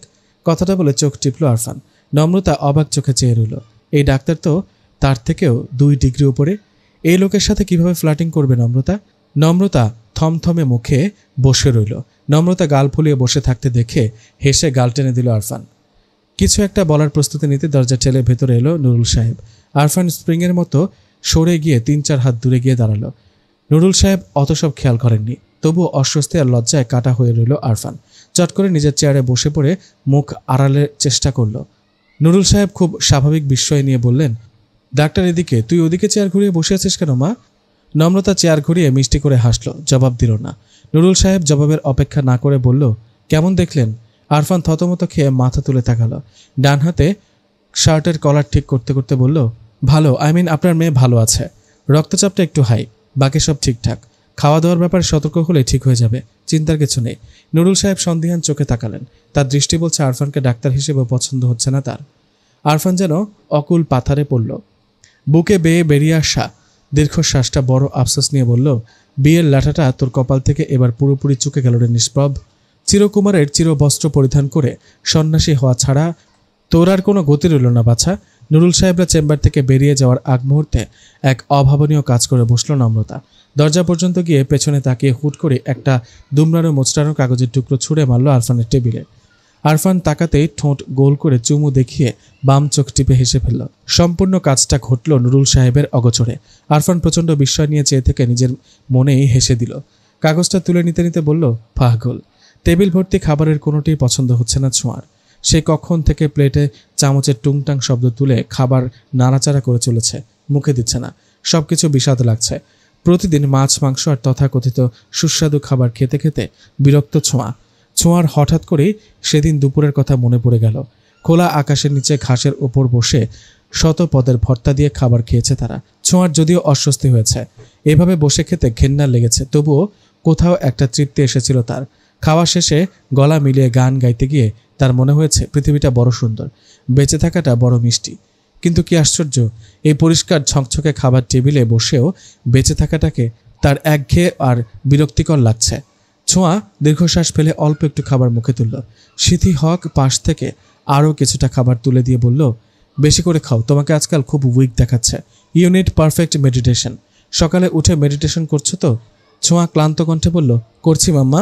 লাস্ট উইক কিছু বই দিয়েছিলাম, পড়ে শেষ করেছো ওগুলো? ছোঁয়া অসহায় চোখে তাকিয়ে বলল, মনোযোগ দিতে পারছি না, তবে জলদি শেষ করে ফেলবো মাম্মা। সিথি হক যেন আকাশ থেকে পড়লেন, ক্ষুব্ধ কণ্ঠে বললেন, মনোযোগ আসছে না কেন? ঠিকঠাক খাওয়া দাওয়া না করলে মনোযোগ আসবে কিভাবে? রহিমা বলছিল কিছুদিন যাবৎ তুমি ঘুমানোর আগে দুধ অ্যাভয়েড করেছ। রহিমাকে দুধ নিয়ে ঝুড়িতে ফেলে দিতে বলেছ। এসব কেন? রোজ রোজ দুধ খেতে আমার আর ভালো লাগে না mamma. I am not a child now. Sithi Haque চোখ লাল করে তাকালেন, থমথমে কণ্ঠে বললেন, ভালো না লাগার কিছু নেই, পড়াশোনায় কনসেন্ট্রেট করার জন্য দুধ খুবই উপকারী। তোমার নিউট্রিশনিস্ট তোমাকে দুধ খেতে সাজেস্ট করেছে, তুমি খাবে, ব্যাস। ছোঁয়া বাধ্যমের মতো মাথা নাড়ল। আরেক চামচ খাবার মুখে তুলে নিয়ে মুখ কুঁচকাল। চশমাটা নাকের উপর ঠেলে দিয়ে ধীর কণ্ঠে বলল, খাবো মাম্মা। সিথি বেশ কিছুক্ষণ নীরব থেকে হঠাৎই প্রশ্ন করলেন, do you have any boyfriend? কাউকে পছন্দ করো? ছোঁয়া উত্তর দিল না। প্রশ্নটা তার মাথার ভেতর ঘুরতে লাগলো। কপালে সূক্ষ্ম এক ভাঁজ পড়ল। সিথি হক খাবারের গ্রাস মুখে দিয়ে বললেন, আই থিঙ্ক তোমার একজন পারফেক্ট কোম্পানি প্রয়োজন। তোমার ফ্রেন্ডদের মতো থার্ড ক্লাস ছেলেদের সাথে মেলামেশা বন্ধ করে পারফেক্ট কারোর সাথে টাইম স্পেন্ড করা প্রয়োজন। আমি আর তোমার বাবা তোমার জন্য পারফেক্ট কাউকে খুঁজছি, খুব জলদি পেয়েও যাব। তুমি? সিথি হকের বাকি কথাগুলো ছোঁয়ার মস্তিষ্ক পর্যন্ত পৌঁছালো না। মাথার ভেতর ঘুরে বেড়াতে লাগলো অগোছালো কিছু প্রশ্ন। মায়ের বলা পারফেক্ট শব্দটা মস্তিষ্কে ফুটবলের মতো ঢপ খেতে লাগলো। ছোঁয়ার জীবনে সবকিছু অত্যন্ত গোছালো ও পারফেক্ট। ঘরের রং থেকে শুরু করে ছোঁয়ার জুতোটা পর্যন্ত পারফেক্ট। পারফেক্ট তার ক্যারিয়ার, খসা মাজা সৌন্দর্য। ছোঁয়াও জানে তার ভবিষ্যৎ পুরুষও হবে পারফেক্ট হাজব্যান্ডের বেস্ট উদাহরণ। কিন্তু তবুও কেন গোটা জীবনটাই ইমপারফেক্ট তার? মাম্মা তাকে পারফেক্ট সব খুঁজে দিলেও পারফেক্ট জীবন কেন খুঁজে দিচ্ছে না? এই নিয়মতান্ত্রিক জীবনে কেন নিয়মহীন বেপরোয়া কিছু ঘটছে না? মাম্মা তার ঢেউহীন জীবনটাকে কেন তরঙ্গে তরঙ্গে সাজিয়ে দিচ্ছে না? নাদিম বলে, ছোঁয়া একটা বলদ, হাই লেভেলের জড়বস্তু। এই সকল জড়বস্তুকে লাথি দিয়ে দেশের বাইরে পাঠিয়ে দেওয়া উচিত। ছোঁয়ারও আজকাল তাই মনে হয়। এই জড়বস্তুর মতো জীবনটাকে কিক দিয়ে ডাস্টবিনে ফেলে দিতে ইচ্ছে হয়, কিন্তু সব ইচ্ছে যে পূরণ করার জন্য হয় না, অথবা ইচ্ছে পূরণের সাহস বা স্বাধীনতাই হয়তো তাকে দেওয়া হয়নি। ছোঁয়া খাঁচায় বন্দি সাজানো গোছানো টিয়া পাখির মতোই পারফেক্ট, যে মুখস্থ বলি আউড়ে সবাইকে চমকে দিতে জানে, কিন্তু উঠতে জানে না। তাকে বাবা মা উঠতে শেখায়নি। কিন্তু কেন শেখায়নি? দূর আকাশে তারার মেলা, হেমন্তের আগমনী বার্তা বাতাসে। টিএসসির চা স্টলের বেঞ্চিতে বসে আছে অন্তু, ছোঁয়া, নাদিম, নম্রতা। ঘড়িতে 8টা কি 9টা বাজে। নাদিম হাতের সিগারেটটা ছুঁড়ে ফেলে বলল, তোরা সব ঝিম মইরা বসে আছিস কেন বাল? তোগো ভাব শব্দিক্ষা মনে হইতেছে আড্ডায় নয়, শোক সবাই বসে বসে নীরবতা পালন করতেছি। নম্রতা খুব ধীরে চায়ের কাপে চুমুক দিল। উদাস কণ্ঠে বলল, রঞ্জন আর নিরুকে মিস করছি। একসাথে থাকার সময়গুলো কেমন ধুম করে কেটে গেল, তাই না? ভার্সিটির প্রথম দিন কেমন বাচ্চা বাচ্চা ছিলাম সবাই। ক্লাস বাঙ্ক, হইচই, পানিশমেন্ট সব কিছুতে ছিল কৈশোরের ছোঁয়া। আজ মনে হচ্ছে হুট করেই বড় হয়ে গেলাম সব। বড় হলে অনেক কিছু হারিয়ে ফেলতে হয়, তাই না? কেউ উত্তর দিল না। সবাই নীরব বসে চায়ের কাপে চুমুক দিল। পাশেই কোনো উচ্ছ্বসিত বন্ধুমহল থেকে ভেসে এলো গিটারের সুর। 4 বন্ধুর মনে খুব সন্তর্পণে ধাক্কা দিয়ে গেল সেই বিরোহী পঙ্ক্তিমালা। আজ থেকে কয়েক বছর আগে তারাও এমন উচ্ছ্বসিত গানের পসরা সাজাত, গলা ফাটিয়ে গান গাইত। মাঝ রাস্তায় লাফালাফি, এক রিকশায় 6 জন উঠে হই হুল্লোড়। দিনগুলো কি তবে সত্যি ফুরিয়ে গেল? খুব বেশি বড় হয়ে গেল তারা? হাজারো দায়িত্বের বেড়া জালে কৈশোরটা তবে ছাপিয়ে গেল? এই তো আর মাত্র 6 মাস বাকি। ভার্সিটি প্রাঙ্গণ ছেড়ে অজানায় ছড়িয়ে পড়বে সবাই, হারিয়ে যাবে সময়ের স্রোতে। 4 জনের মনই ভার হয়ে আসে অজান্তেই। বেশ কিছুক্ষণ পর গিটারের সুর বদলায় গানের কথা। সেই গভীর নীরবতায় ফাটল ধরিয়ে নাদিমি কথা বলল প্রথম। হাই তুলতে তুলতে বলল, নমু দি ফিলসফিস্ট। দর্শনের বইয়ে প্রেম ছাড়তে ছাড়তে শেষমেশ দার্শনিক হয়ে গেলি নাকি মামা? অন্তু বড় হইয়া আস্ত একটা বউ পাইয়া গেল, আর তুই এখনো বড় হইয়া ইকুয়াল টু হারানোর ফিলসফি নিয়ে গাঞ্জা টানতেছিস? নম্রতা দীর্ঘশ্বাস ফেলল। ছোঁয়া অবাক হয়ে বলল, গাঞ্জা টানছে মানে? গাঞ্জা টানে কিভাবে? ওটা তো একটা খাওয়ার জিনিস, তাই না? নাদিম মুখ কুঁচকে ছোঁয়ার দিকে তাকালো, ধমক দিয়ে বলল, গাঞ্জা অতি সুস্বাদু ফাস্টফুড, 1 নম্বরের বড়লোকি খাবার। তোর মতো ধনবান বলদদের জন্য একদম খাপে খাপ। তোর বড়লোক ম্যামেকে বল তোকে যেন গাঞ্জার মধ্যে ডুবাইয়া মাইরা ফেলে আজইরা। ছোঁয়া গরম চোখে তাকালো, শক্ত কণ্ঠে বলল, খবরদার মাম্মামকে ম্যামে বলবি না। Try to be a smart guy, খ্যাত একটা। নাদিম ফুঁসে উঠল। ছোঁয়াকে নকল করে বলল, try to be a smart guy? Try to be তোর মাথা। ওই হারামি, তোরে না কইছি আমার কথার মধ্যে বামাত ঢুকাবি না, শালা ইংরেজের বংশদূত। ফোট এখান থেকে। তোর ম্যামে এর আঁচল ধরে স্মার্টনেস শিক্ষা, যা। মে। ছোঁয়াকে ভেঙাতে ভেঙাতেই বৃষ্টি এক গালি দিল নাদিম। ছোঁয়া মুখ কুঁচকে ফেলল ঘৃণায়। ছিহ, কি অশ্লীল ভাষা। নাদিমের মধ্যে কোনো ভাবাবেগ দেখা গেল না। বেঞ্চের ওপর রাখা গিটারটা কোলে টেনে নিয়ে বলল, অশ্লীলে দেখেছিসটা কি? আমি তো কিছুই না। অন্তুর কাছে অশ্লীল কথন আছে। বিবাহিত মানুষের এই সম্পর্কে বরাবরই জ্ঞান বেশি। শুনতে চাস? অন্তু ছোঁয়া দুজনেই দাঁত কটমট করে তাকালো। নম্রতা হেসে ফেলে বলল, অন্তুর বউ অন্তুকে পেয়ে সারা দুনিয়া ভুলে গিয়েছে। দিনে 10 বার ফোন দিলেও তাকে পাওয়া যায় না। মাইয়া করে কি সারাদিন? অশ্লীল কথন দিয়েই ভুলিয়েছিস নাকি তাকে? নাদিম গিটারের টুংটাং শব্দ তুলতে তুলতে বলল, কানারে জিগাইতেছি রংধনুর ঠিকানা। ও বাসায় থাকে নাকি আজকাল? সপ্তাহে 3 দিন তো আমার সাথে হলেই পড়ে থাকে। বইয়ের খবর টবর রাখে নাকি ও? বাক্যটা সম্পূর্ণ শেষ না করেই থেমে গেল নাদিম। গিটার থেকে হাত সরিয়ে অন্তুর দিকে তাকালো। ভ্রুম কুচকে বলল, অন্তু নীরুর সাথে তোর সব ঠিকঠাক আছে তো? না, তুই বাড়িতে বউ রেখে আমার সাথে পড়ে থাকিস, ব্যাপার কি? তুই কি নীরুকে অ্যাভয়েড করছিস? শেষ কথাটাতে চোখে মুখে বিস্ময় ফুটে উঠল নাদিমের। নম্রতার ছোঁয়া ও ভ্রু কুঁচকে উত্তরের অপেক্ষা করতে লাগলো। অন্তু বুক ভরে শ্বাস টেনে নিয়ে বলল, তাকে অ্যাভয়েড করার সাহস আছে নাকি আমার? তোমাদের নীরু যে আমায় কোনোদিনই সহ্য করতে পারে না সে তো জানা কথা। বাধ্য হয়ে বিয়ে করেছে, আমিও অনেকটা বাধ্য হয়েই করেছি। তার এই বাধ্যবাধকতার চাপ কমাতেই খানিকটা দূরত্ব বজায় রেখে চলি। তেমন কিছু না। কেউ উত্তর দিল না। তিনজোড়া চোখ ট্যাপ ট্যাপ করে চেয়ে রইল খানিক। অন্তু অস্বস্তি নিয়ে বন্ধুদের দিকে তাকালো, বিরক্ত হয়ে বলল, কি সমস্যা? নম্রতা হতাশ হয়ে বলল, পুরোটাই সমস্যা। তোরা দুইজন যে চুপি চুপি বাংলা সিনেমা করছিস তা তো খুনাক্ষরেও টের পাইনি দোস্ত। বিয়ের প্রায় 1 মাস হতে চলল, এখনও তোদের ইগোর লড়াই চলছে। মাই গড। অন্তু প্রসঙ্গ পাল্টে বলল, একটা টিউশনি দিয়ে বউ চালানো যাচ্ছে না। আব্বা বাড়িতে কোল্ড ওয়ার জারি করেছে। আকারে ইঙ্গিতে বুঝিয়ে দিচ্ছে আমার বউয়ের খাওয়া পড়ার জন্য 1 পাই খরচ তিনি করবেন না, ইভেন আমার জন্য না। All fund is closed. Nadim হেসে বলল, তোর বাপ তো হেব্বি মাল দোস্ত, এখনো খেপে আছে। কথাটা বলে অন্তুর পিঠ চাপড়ে দিয়ে আবারও বলল, এগুলো রাগ থাকে নাকি? 2 দিনে রাগ পড়ে যাবে, চাপ নিস না। অন্তু মুখভঙ্গি গম্ভীর করে বলল, আব্বার রাগ পড়া নিয়ে আমার বিন্দুমাত্র মাথা ব্যথা নেই। আমার মাথা ব্যথা আমার যোগ্যতা প্রমাণ করা নিয়ে। পরের মাস থেকে সংসারের কিছুটা খরচ আমার কাঁধে না নিলে চলছেই না। আব্বাকে দেখাতে হবে আমার বউ তার ঘাড়ে বসে খাচ্ছে না। অন্তুর কথায় দীর্ঘশ্বাস ফেলে একে অপরের সাথে দৃষ্টি বিনিময় করল নম্রতা নাদিম। ফুস করে নিঃশ্বাস ফেলে অন্তুর পিঠ চাপড়ে উদ্বেগহীন কণ্ঠে আশ্বাস দিল নাদিম, দুরু, এইটা টেনশনের কিছু হইল নাকি? চাপ নিস না, হইয়া যাইব, আমরা আছি না। অন্তু হতাশ চোখে বন্ধুর দিকে তাকালো। দীর্ঘশ্বাস ফেলে কয়েক সেকেন্ড চুপ করে থেকে হঠাৎই প্রশ্ন করল, তুই না কিছুদিন আগে গাজীপুর গিয়েছিলি? গাজীপুরে তোর কোনো আত্মীয় স্বজন আছে বলে তো জানতাম না। কে থাকে ওখানে? নাদিমের মুখভঙ্গি গম্ভীর হয়ে গেল। পর মুহূর্তে ঠাট্টার কণ্ঠে বলল, তোর বউ। অন্তু বিরক্ত চোখে তাকাতে এই প্রসঙ্গ পাল্টে বলল, দূর, তেমন কিছুই না। এইসব সাইরা বাড়িতে যাইয়া বউ সামলা। আজ আমার সাথে থাকার কথা চিন্তাও করবি না। 9:30টার দিকে আড্ডা ভেঙে যায়, যার যার বাড়িতে সে রওনা দিল। নাদিম হাজারটা গালি আর 2-4টা কিল খুশি দিয়ে একরকম জোর করে অন্তুকে বাড়ির পথে ফেরত পাঠালো। 3 বন্ধু 3 রাস্তায় আলাদা হতেই নাদিম হঠাৎ উপলব্ধি করল তাদের শক্তপোক্ত বন্ধুমহল থেকে ধীরে ধীরে হারিয়ে যাচ্ছে প্রাণ। প্রথমে রঞ্জন, তারপর নীরা, তারপর কে? অন্তু, নম্রতা, ছোঁয়া নাকি নাদিম নিজে? নাদিম দীর্ঘশ্বাস ফেলল। শহরটা বড় বিষাক্ত লাগে আজকাল। শহর জুড়ে নিশুতি রাতের ঝাঁপ মিলতেই আকাশে ক্ষুদ্র মেঘের আনাগোনা দেখা গেল। বাতাসে ভর করল শীতল স্পর্শ। গাছের পাতায় পাতায় তীব্র আন্দোলন শুরু হতেই রান্নাঘরের জানালাটা বন্ধ করে দিল নীরা। উদ্বিগ্ন চোখে আকাশটা একবার দেখে নিয়ে কড়াইয়ে খুন্তি নাড়তে ব্যস্ত হলো। জাহানারা চা বানাচ্ছিলেন। চুলোর আঁচটা খানিক কমিয়ে দিয়ে নীরার দিকে তাকালেন। কপাল কুঁচকে বললেন, ঝড় আসবে নাকি? নীরা মৃদু কণ্ঠে বলল, মনে হয়। ঠান্ডা হাওয়া হচ্ছে। অন্তু কখন ফিরবে? কথা হয়েছে ওর সাথে? নীরা পর মুহূর্তে মাথা নিচু করে ফেলল। কড়াইয়ে অতিমাত্রায় ব্যস্ততা দেখিয়ে ছোট্ট করে বলল, জি না মা।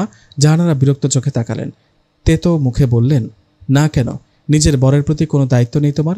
অন্তু যে রাতে বেশিরভাগই বাসায় ফেরে না, তা কিন্তু আমার চোখ এড়ায় না। কেমন বউ তুমি যে বরকে বাড়িতে আটকে রাখতে পারো না? আমার ছেলে তো আগে এমন ছিল না, বিয়ের পরপরই এমন পরিবর্তন কেন? নিশ্চয়ই তোমার সাথে কিছু হয়েছে। কি হয়েছে, কি হয়নি তা আমি জানতে চাই না। আমার ছেলেকে বাড়িতে আটকানোর দায়িত্ব তোমার। এরপর এমন কিছু দেখলে কিন্তু আমি ছেড়ে কথা বলবো না। নীরা দীর্ঘশ্বাস ফেলল। কোনরূপ জবাব না দিয়ে চুলার আঁচ কমালো। বারান্দা থেকে ঝমঝম বৃষ্টির শব্দ আসতেই ছাদের কাপড়ের কথা মনে পড়ল নীরার। রান্নাঘর থেকে বেরিয়ে ছাদের দিকে দৌড়ালো সে। ততক্ষণে শুকনো কাপড়গুলো ভিজে একাকার। সবগুলো কাপড় তুলে নিয়ে নামতে নামতে নিজেও খানিকটা ভিজে গেল নীরা। দরজার কাছাকাছি আসতে মুখোমুখি এসে দাঁড়ালো প্রিয় একটি মুখ। শ্যামলা মুখটি বৃষ্টির জলে ভেজা। কপালে পড়ে থাকা চুলগুলো থেকে টুপটুপ করে পড়ছে ফোঁটা ফোঁটা জল। ভাঁজ করা কপালটির ঠিক নিচে লেপ্টে আছে জোড়াভ্রু। বিস্মিত চোখ দুটো নীরার মুখে স্থির। অন্তুর চাহনিতে ভেতরটা ধুক করে উঠল নীরার।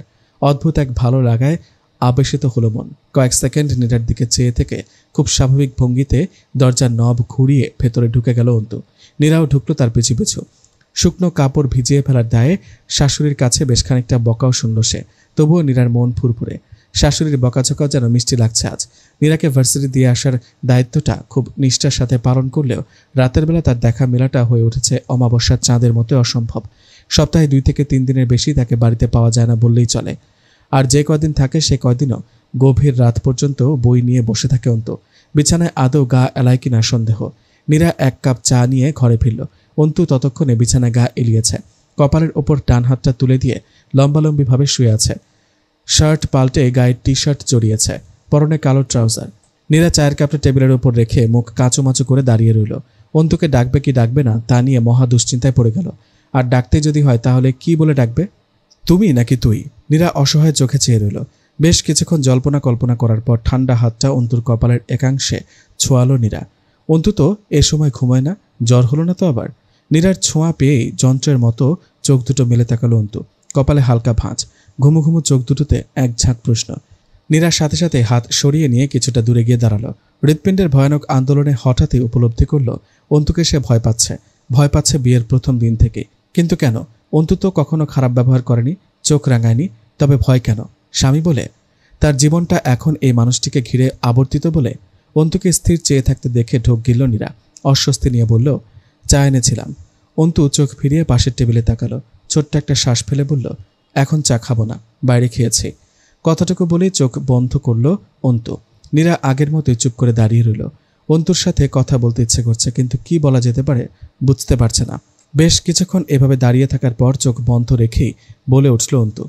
ভেজা কাপড়ে দাঁড়িয়ে থাকার মানে কি? অন্তুর কথার পিঠে কথা বলতে গিয়েও থেমে গেল নীরা। বুকের ভেতর তরল অনুভূতির প্রলেপ দিয়ে ওয়াশরুমের দিকে এগিয়ে গেল। বুকের ভেতর টলমলে খুশি যেন ডানা মেলেছে আজ। অন্তু তবে একটু হলেও তাকে খেয়াল করেছে। আপনি আসবেন কি আসবেন না? মাঝরাতে নম্রতার এমন অদ্ভুত বায়না শুনে হতভম্ব হয়ে গেল আরফান। বাইরে থেমে থেমে বৃষ্টি হচ্ছে। ছাদের আলোটা জ্বালিয়ে রাখায় বৃষ্টির পানিতে চকচক করছে বেলি ফুলের গাছ। ছাদে ঘিরে থাকা বেলি ফুলের ডালপালাগুলো অল্প অল্প দুলছে। ছাদের পাটাতনে নৃত্যরত ঝপঝপে বৃষ্টির শব্দে তালা লেগে যাচ্ছে কান। বারান্দার এক কোণায় বন্দি খাঁচায় শ্যামা শ্যামা করে ডাক পারছে হৃষ্টপুষ্ট এক টিয়া। দেশে ফিরে শ্যামলতাকে না পেয়ে যখন পাগল প্রায় অবস্থা, ঠিক তখনই এই টিয়াকে কিনে এনেছিল আরফান। অনেক বছর আগে কোনো এক আবেগময় চিঠিতে নম্রতা লিখেছিল তার ইচ্ছের কথা। বহু বায়নার পসরা সাজিয়ে পাঠিয়েছিল তার প্রিয়র নামে। তারই মধ্যে একটি বায়না ছিল পোষা একটা টিয়া থাকবে। আমাদের ছোট্ট ঘরে তারও ছোট্ট ঘর থাকবে, ব্যাস আর কি চাই। এরপরও টিয়া পাখি না কিনে পারে নাকি আরফান? টিয়া পাখিটির খুব সুন্দর নামও রেখেছে আরফান। আরফানের ভাবনার মাঝে আবারও এক প্রশ্ন করল নম্রতা। আরফান বারান্দা থেকে সরে এসে বলল, আপনি বড় জ্বালাচ্ছেন আজকাল। জ্বালাচ্ছি? আচ্ছা বেশ, এখন থেকে আর জ্বালাবো না।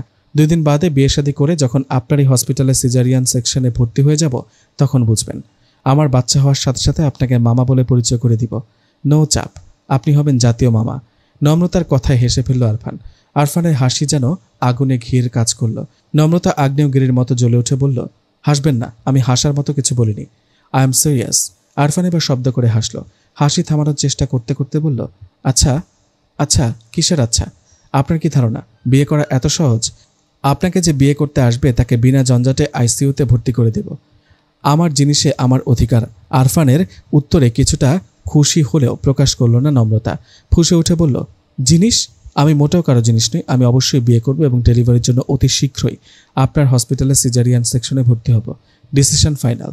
যে ভদ্রলোক আমার বাবার সাথে দেখা করতে আসা নিয়ে টালবাহানা করে, সেই ব্যক্তির ব্যক্তিগত জিনিস হওয়ার প্রশ্নই আসে না।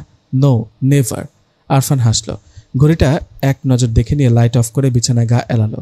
দুষ্টুমি করে বলল, আমি কখন বললাম আপনি বিয়ে করবেন না নম্রমিতা?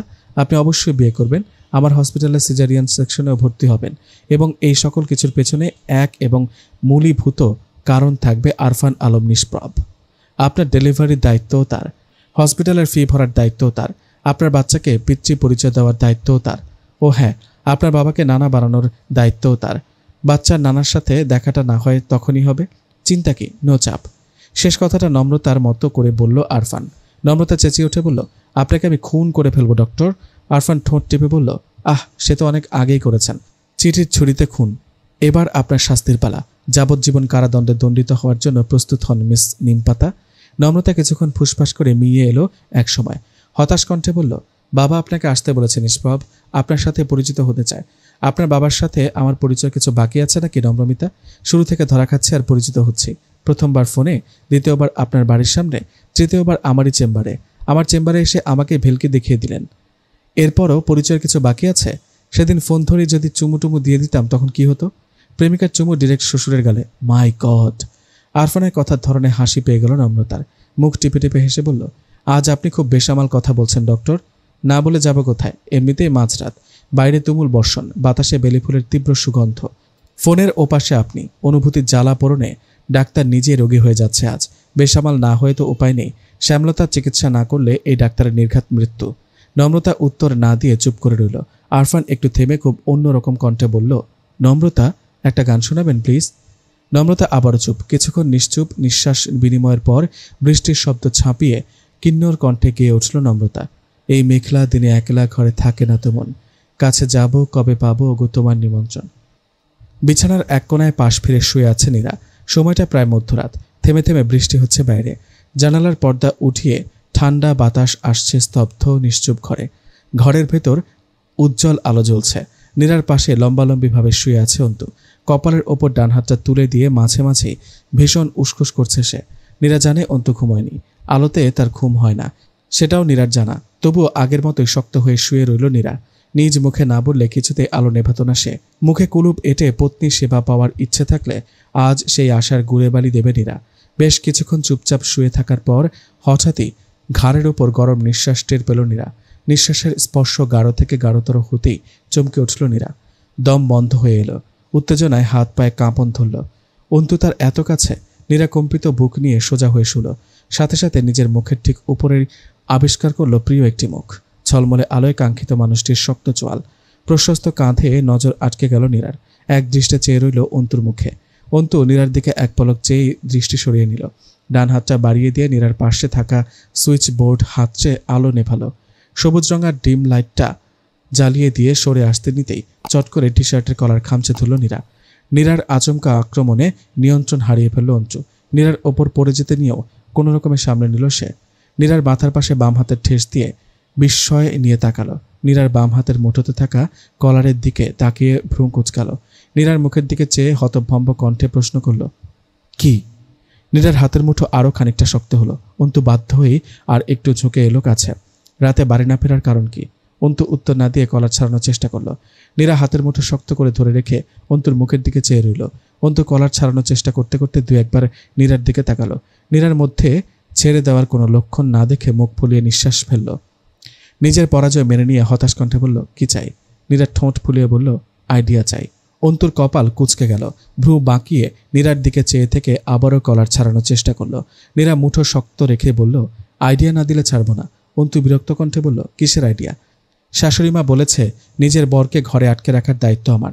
সুন্দরী মেয়ে বিয়ে করানোর পরও যদি ছেলে রাত বিরেতে বন্ধুর বাসায় পড়ে থাকে তাহলে চলবে কেন? শাশুড়ি মায়ের কথায় পয়েন্ট আছে, কিন্তু বরকে কিভাবে আটকাবো বুঝে উঠতে পারছি না। ছেলেদের সম্পর্কে ছেলেদের ধারণা থাকে সবচেয়ে বেশি, তাই আইডিয়া চাচ্ছি কিভাবে আটকাবো আমার বরকে। কথাটা বলে সরল চোখে চাইল নীরা। অন্তুর হতভম্ব দৃষ্টি লক্ষ্য করে কৈফিয়ত দেওয়ার মতো করে বলল, বেস্ট ফ্রেন্ড হিসেবে আইডিয়া চাইছি, বাকিরা তো নেই কাছে, থাকলে নিশ্চয়ই চুপ করে থাকতো না। অন্তু বিস্মিত চোখে চেয়ে রইল। নীরা যে এমন কিছু বলতে পারে ধারণাই ছিল না তার। নীরার কথার পিঠে কোনো কথা খুঁজে না পেয়ে চুপ করে রইল অন্তু। ভ্রু কপাল কুঁচকে কিছু একটা ভাবতে লাগলো। অন্তুর নিশ্চলতার সুযোগে আরও একটা অদ্ভুত কাজ করে বসলো নীরা। আচমকায় কাছে টেনে চুমু খেলো অন্তুর গলায়। অন্তুর সারা শরীর ক্ষণিকের জন্য কেঁপে কেঁপে উঠল। চকিতে নীরার দিকে তাকালো। মেয়েটাকে পাগল হয়ে গিয়েছে আজ। নীরা আবারও একই কাজ করলো। তৃতীয়বারের পাগলামো যেন অসহনীয় ঠেকল অন্তুর। গলার এক পাশে গাঢ় দাগ বসিয়ে সম্বিত ফিরে পেল নীরা। চমকে উঠে অন্তুকে ছেড়ে দিয়ে পাশ ফিরে শুল। কাঁথায় চোখ মুখ ঢেকে নিজের লজ্জা আর অস্বস্তি ঢাকার বৃথা চেষ্টা করল। এতক্ষণ পর ছাড়া পেয়ে নীরার পাশেই চিত হয়ে শুয়ে পড়ল অন্তু। গলার জ্বালা ধরা জায়গাটুকু হাত দিয়ে আলতো স্পর্শ করে আর চোখে নীরার দিকে তাকালো। আশ্চর্য, কি চায় এই মেয়ে? পার্কের বেঞ্চিতে চুপচাপ বসে আছে নাদিম। 2 আঙ্গুলের ফাঁকে জ্বলন্ত সিগারেট, মাথায় এক দঙ্গল চুল, চোখে মুখে নিস্পৃহ ভাব। কোলের ওপর রাখা গিটারটায় সুর তোলার প্রচেষ্টা নেই। নাদিম সিগারেটে লম্বা টান দিয়ে মুখ কুঁচকালো। বিষাদ। সিগারেটটা ছুঁড়ে ফেলে পকেট থেকে ফোন বের করে ভ্রু বাঁকালো। নিচের ঠোঁট কামড়ে কিছু একটা ভাবলো। তারপর ধীর হাতে ডায়াল করলো পরিচিত এক নাম্বারে। কল ঢোকার সাথে সাথে ঝট করে রিসিভ করে ফেললো অপর পাশের ব্যক্তি। নাদিম গম্ভীর কণ্ঠে বলল, হ্যালো। ওপাশ থেকে জবাব পেল না নাদিম। কারো ঘন নিঃশ্বাসের শব্দ এসে ধাক্কা খেতে লাগলো ফোনের স্পিকারে, সেই সাথে অল্প একটু নাক টানার শব্দ। নাদিম বিরক্ত হলো। বন্ধুর খাতিরে মুখ ফুলিয়ে শ্বাস নিয়ে বিরক্তি দমন করলো সে। গম্ভীর কণ্ঠে বলল, হ্যালো মৌসি, ক্যান ইউ হিয়ার মি? ওপাশ থেকে মৃদু জবাব, হ্যালো স্যার, কেমন আছো মৌসি? মৌসি কান্না আটকে রুদ্ধ কণ্ঠে বলল, আপনি কেমন আছেন স্যার? নাদিম হতাশ নিঃশ্বাস ফেলল। এই বয়সের মেয়েদের অল্পতে কেঁদে কেটে পৃথিবী ভাসিয়ে ফেলার স্বভাবটা বড় বিরক্তিকর। আমি ভালো আছি, কথাটুকু বলেই থামল নাদিম। ছোট্ট একটা শ্বাস টেনে গম্ভীর কণ্ঠে বলল, তোমার কি এখন কোনো টিউটর প্রয়োজন মৌসি? প্রয়োজন হলে আমায় জানিও, আমি একটা ভালো টিউশনই খুঁজছি। নাদিমের কথায় অবাক হলো মৌসি। নাদিম তার কাছে হেল্প চাইছে? সত্যি চাইছে? কথাটা ঠিক বিশ্বাস হচ্ছে না মৌসির। মৌসি অবাক হয়ে বলল, আপনার প্রয়োজন স্যার? নাদিম উত্তর দিল না। মৌসি খুশি হয়ে বলল, আপনি আমাকে যে কোনো সাবজেক্ট পড়াতে পারেন স্যার। কখন আসবেন বলুন? সকাল, দুপুর, রাত, এনি টাইম। টিউশনিটা আমার জন্য নয় মৌসি, আমার বন্ধুর জন্য। দারুণ ট্যালেন্টেড একটা ছেলে, অসাধারণ পড়ায়। যদি তোমার টিচারের প্রয়োজন থাকে তবেই হ্যাঁ বলো, অন্যথায় নয়। মৌসির মন খারাপ হয়ে গেল। কয়েক সেকেন্ড চুপ থেকে বলল, আপনার বেস্ট ফ্রেন্ড? নাদিম ভ্রু কুঁচকাল। হ্যাঁ। কেন? মৌসি উত্তর না দিয়ে বলল, আমি ওনার কাছে পড়ব। নাদিম মৃদু হাসল। মৌসি যে চট করে রাজি হয়ে যাবে এমনটাই ধারণা করেছিল নাদিম। অন্তুর মাধ্যমে নাদিমের সাথে কানেক্টেড থাকার শেষ চেষ্টাটা যে মৌসি কিছুতেই হাতছাড়া করবে না তাও নাদিমের জানা। নাদিম ফোন কেটে গিটারের সুর তুলল। চেহারায় বাবার তেমন ছাপ না থাকলেও নাদিমের ব্যক্তিত্ব আর চালচলনে বাবার প্রকাশ স্পষ্ট।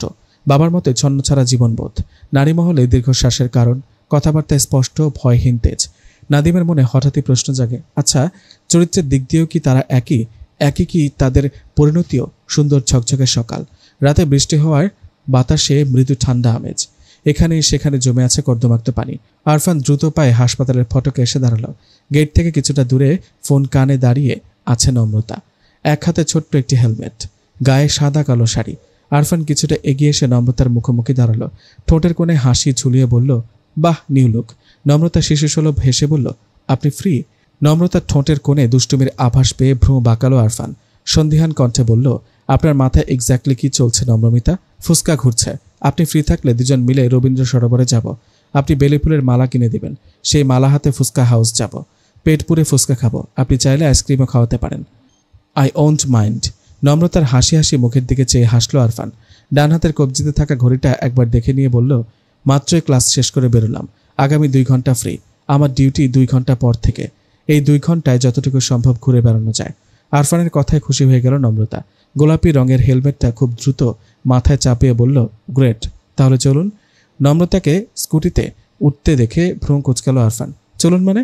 আপনি কি স্কুটিতে যাবেন নাকি? নম্রতা অমায়িক হাসি দিয়ে বলল, শুধু আমি নই, আপনিও যাচ্ছেন। আরফান আঁতকে উঠে বলল, আমি আর স্কুটিতে? ইম্পসিবল। নম্রতা মুখ ফুলিয়ে বলল, কেন? আপনার ধারণা আমি স্কুটি চালাতে পারি না? তা নয়, আমার রিক্সা যেতে ভালো লাগে। আমরা বরং রিক্সা যাই। নম্রতা শক্ত কণ্ঠে বলল, না, আমরা স্কুটিতে যাব। জলদি উঠুন। আরফান হতাশ কণ্ঠে বলল, মেয়েদের স্কুটিতে উঠে রবীন্দ্র সরোবর যাব? ব্যাপারটা ভীষণ উইয়ার্ড লাগছে নম্রতা। লাগলে লাগুক, আপনি আমার নেচার জানেন নম্রমিতা। এসব স্কুটি ফুটিতে ওঠা আমার দ্বারা সম্ভব নয়। প্লিজ রিক্সায় চলুন।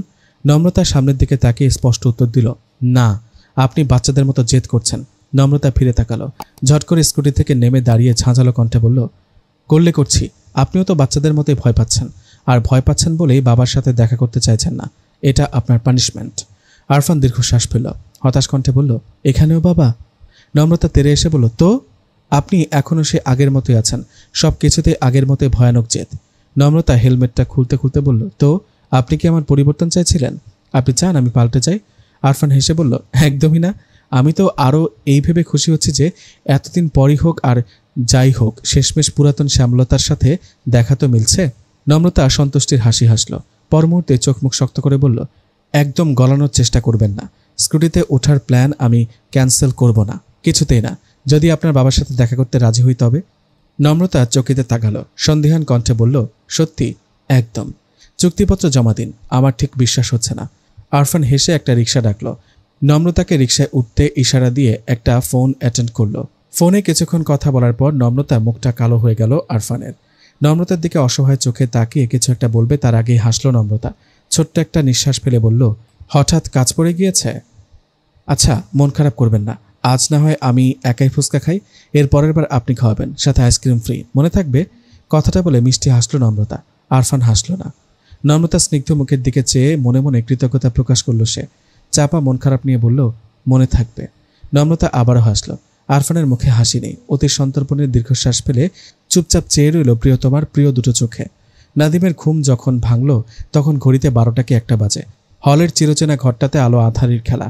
বেশ কিছুক্ষণ চোখ বুজে পড়ে থাকার পর বিছানা হাত চেয়ে মুঠো ফোনটা উদ্ধার করল নাদিম। ফোনের স্ক্রিনে ভেসে থাকা তারিখটা দেখেই ফট করে মনে পড়ে গেল, আজ তার মায়ের মৃত্যুদিন। ঠিক এই দিনটাতেই চোখের সামনে পুড়ে কয়লা হয়ে গিয়েছিলেন মা। স্বেচ্ছা মৃত্যু অর্থাৎ আত্মহত্যা। গত 9 বছর ধরে ব্যাপারটা নিছক আত্মহত্যা মনে হলেও আজ এই স্নিগ্ধ দুপুরে ব্যাপারটাকে নিছক আত্মহত্যা বলে ভাবতে ইচ্ছে করছে না। প্রত্যক্ষ না হোক পরোক্ষভাবে হলেও বাবাকে এই মৃত্যুর পেছনে দায়ী করে মনটাকে বিষিয়ে দিতে ভালো লাগছে। নাদিমের বাবা আদিব ছিলেন ছন্নছাড়া ধাঁচের মানুষ। জীবনের ঢেউয়ে গা ভাসিয়ে বেঁচে থাকার স্বাদ আচ্ছাদনই ছিল তার মূল মন্ত্র। নাদিম ভেবে পায় না এমন একটা মানুষকে কি করে ভালোবাসার জালে আটকে ফেলল মা। সংসার নামক ভয়ানক জালে আটকে ফেলে কিভাবে সেই মুক্ত ডানা কাটল। নাদিম উঠে গিয়ে জানালার পাশে দাঁড়ালো। জানালার পাল্লাটা খুলে দিয়ে বুক ভরে শ্বাস নিল। গাঢ় নীল আকাশের দিকে চেয়ে হুট করে তার মনে হলো মা আসলে পাখা কাটতে পারেনি। বাবার মুক্ত পাখা কেটে ফেলার ক্ষমতা হয়তো মায়ের ছিল না, আর ছিল না বলেই এমন ভয়াবহ পরিণতি হলো তাদের ভালোবাসার। নাদিমের মস্তিষ্কে ভালোবাসা নামক শব্দটা বলের মতো ঠপ খেতে লাগলো। ঢিপ ঢিপ শব্দ তুলে আওড়াতে লাগলো, ভালোবাসা, ভালোবাসা, সত্যি কি ভালোবাসা? ঘরের ছোট্ট ড্রেসিং টেবিলের সামনে দাঁড়িয়ে আছে অন্তু। শার্টের কলারটা বিভিন্নভাবে টেনেও গলার দাগ ঢাকা যাচ্ছে না। শ্যামলা গায়ে গোল হয়ে ফুটে আছে টকটকে লাল দাগ। অন্তু বিরক্ত চোখে চেয়ে রইল। দাগ ঢাকার মতো কোনো সরঞ্জাম খুঁজে না পেয়ে নিজের উপরই চটে যাচ্ছে সে। সকাল সকাল এমন অপ্রত্যাশিত ফ্যাসাদ একদমই ভালো লাগছে না। আয়নায় নিজের গলাটা খুব ভালো করে পর্যবেক্ষণ করে কিছু একটা ভাবল অন্তু। আলমারি থেকে শীতের চাদর বের করে গলায় পেঁচালো। অসন্তুষ্ট চোখে আয়নায় নিজেকে একবার দেখে নিয়েই ঘরের বাইরে পা রাখল। খাওয়ার টেবিলে বসে নীরার উপস্থিতি টের পেল অন্তু। খাওয়ার সময় অসচেতনভাবে দুই একবার চোখাচোখি হলো তাদের। প্রতিবারই অপরাধীর মতো চোখ আড়াল করল নীরা। খাবার সার্ভ করতে করতেই গাল দুটো লজ্জায় লাল হয়ে উঠল তার। ভীষণ অস্বস্তিতে হাঁসফাঁস করে উঠল মন। ইস, কি দরকার ছিল রাতে অমন একটা কাণ্ড করার। অন্তু কি ভাবছে? অন্তু শীতল চাহনি দেখে গলা শুকিয়ে আসে নীরার। নিজের গালে ডজন খানিক চর বসানোর অদম্য ইচ্ছে দমন করে নিজের কাজে মন দেয়। শঙ্কিত মনে অশনিক সতর্ক বার্তায় বরাবরই আঁতকে ওঠে বলে, অন্তু যদি রেগে গিয়ে বাড়িতে আসা একেবারেই বন্ধ করে দেয়। গধূলির শেষ সময়টায় বারান্দায় বসে বই পড়ছিল নম্রতা। পাশের টেবিলে ধোঁয়া ওঠা চায়ের কাপ। নম্রতার একনিষ্ঠ মনোযোগের মাঝে পাশে এসে বসলেন নুরুল সাহেব। নম্রতা বই থেকে চোখ না তুলেই মৃদু হাসল। মোলায়েম কণ্ঠে বলল, গুড আফটারনুন বাবা। গুড আফটারনুন মা। কি পড়ছিস? নম্রতা এবার চোখ তুলে তাকালো। বইটা বন্ধ করে সোজা হয়ে বসল। মৃদু হেসে বলল, তেমন কিছু নয় বাবা। মন খারাপ? নম্রতা হেসে মাথা নাড়ল। জবাবে মিষ্টি হাসি উপহার দিলেন নুরুল সাহেব। পকেট থেকে নীল রঙা খাম বের করে চায়ের কাপের পাশে রাখতে রাখতে বললেন, মন খারাপ না থাকাটা সুসংবাদ। মন খারাপ থাকাটা অতিশয় সুসংবাদ। একটু পর যে মন খারাপ থাকবে না তা হবে অত্যধিক সুসংবাদ। নম্রতা বুঝতে না পেরে কপাল কুঁচকে তাকালো। টেবিলের ওপর থাকা খামটির দিকে তাকিয়ে বলল, মানে এটা কি বাবা? নুরুল সাহেব উঠে দাঁড়ালেন। চশমাটা খুলে গ্লাস মুছতে মুছতে রহস্য করে বললেন, ডাক্তারকে বলে দিস সব বাসায় আমার মতো বাবা থাকে না। কিছু কিছু বাসায় তোর মায়ের মতো অত্যাচারী মহিলাও থাকেন। কবুতরটা আদৌ মালিকের কাছে পড়বে নাকি শিকারীর, কে জানে। কথাটা বলে সকালের পত্রিকাটা হাতে তুলে নিয়ে বারান্দা ছাড়লেন নুরুল সাহেব।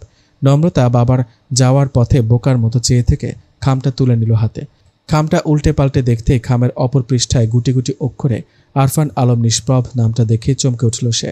কিছুক্ষণ হতভম্ব চোখে চেয়ে থাকার পর নিজের হাতেই চিমটি দিল নম্রতা। আরফান চিঠি পাঠিয়েছে। এই ছোট্ট বাক্যটা মস্তিষ্কে পৌঁছাতেই সারা গায়ে আনন্দের ঝড় উঠে গেল।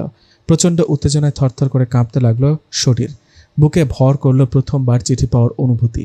আহ, কি সুখ! আকাশে ঝকঝকে রোদ।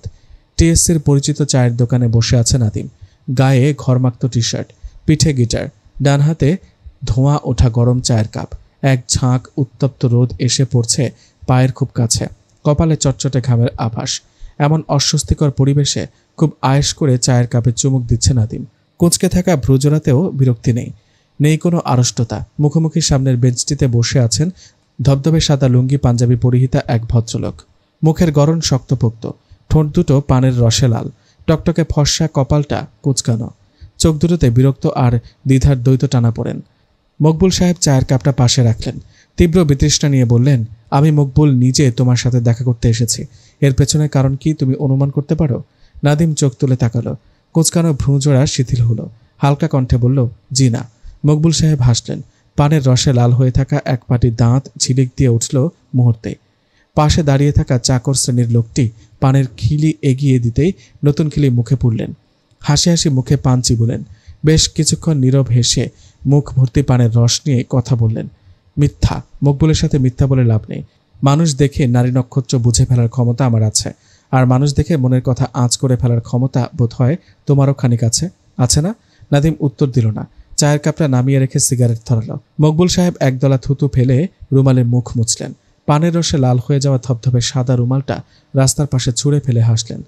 তুমি খুব ভালো করে জানো আমি কেন এসেছি, জানো না? নাদিম তীক্ষ্ণ চোখে তাকালো, হেসে বলল, হয়তো জানি, খানিকটা অনুমানও করতে পারছি, কিন্তু আপনার মেয়ের সাথে কোনো রূপ যোগাযোগ আমার নেই। মকবুল সাহেব অবাক হলেন, কয়েক মুহূর্ত নিষ্পলক চেয়ে থেকে নিজের মনে আওড়ালেন, আমার মেয়ে? কেন? মিষ্টি কি আপনার মেয়ে নয়? মিষ্টির ওপর অধিকার আইনত আপনারই বেশি, আমি বা আমরা কেউ নই, কেউ না। মকবুল সাহেব জবাব দিলেন না। নাদিমের দিকে এক দৃষ্টে চেয়ে থেকে শক্ত কণ্ঠে বললেন, তুমি কি আমায় ওভারটেক করার চেষ্টা করছো? এসব খেলায় পুরাতন খেলোয়াড় আমি, আমার সাথে খেলতে আসবে না।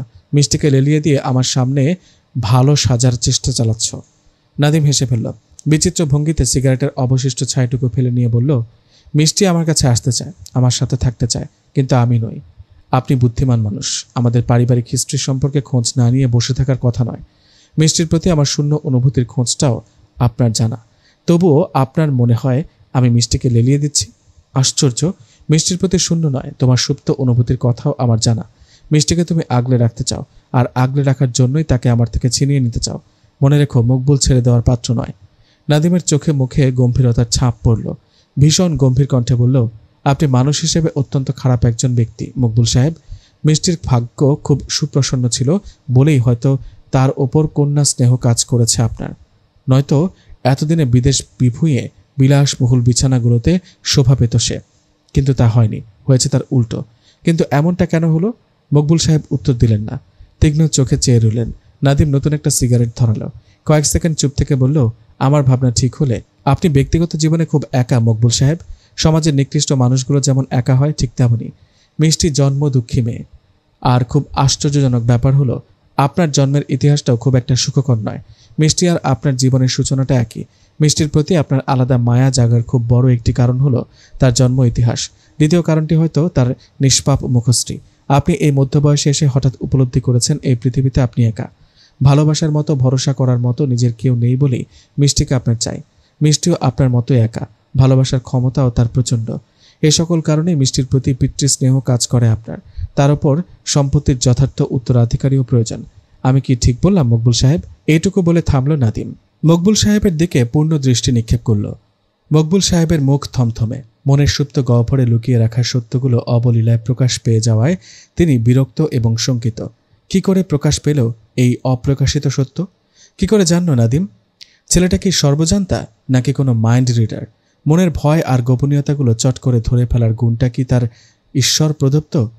নাদিম মৃদু হেসে বলল, আপনি মানুষ হিসেবে নিকৃষ্ট হলেও বাবা হিসেবে দুর্দান্ত মকবুল সাহেব।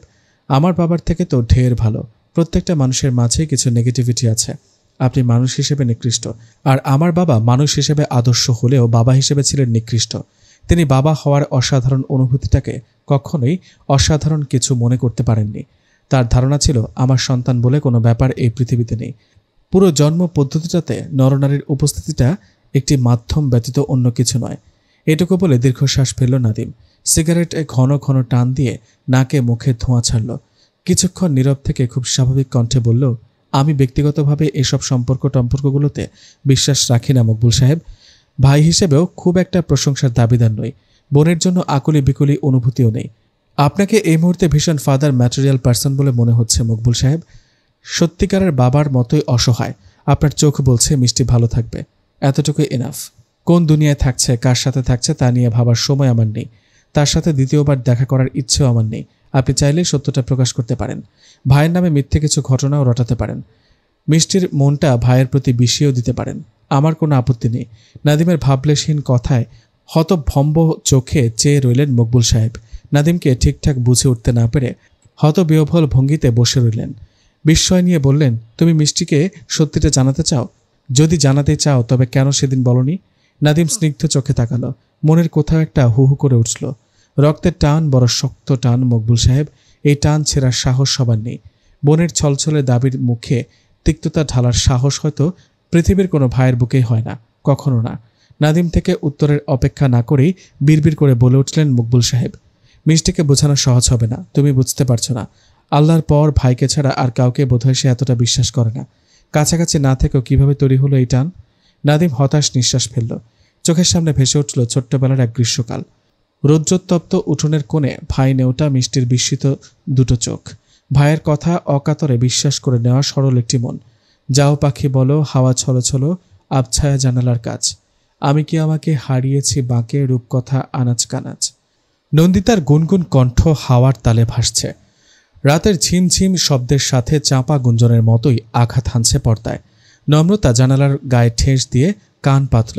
মেয়েটির গলা ভারী মিষ্টি, হুটহাট গুনগুনিয়ে গাওয়া গানগুলো শোনায় চমৎকার। নন্দিতা বারান্দা ধরে পায়চারি করছে, বইটা মুখের সামনে ধরে মনের সুখে গান গেয়ে বেড়াচ্ছে। নম্রতা জানে এই গানের আয়ু সীমিত, কিছুক্ষণের মাঝে মায়ের তীক্ষ্ণ চিৎকারে ঘেটে যাবে এই সুর।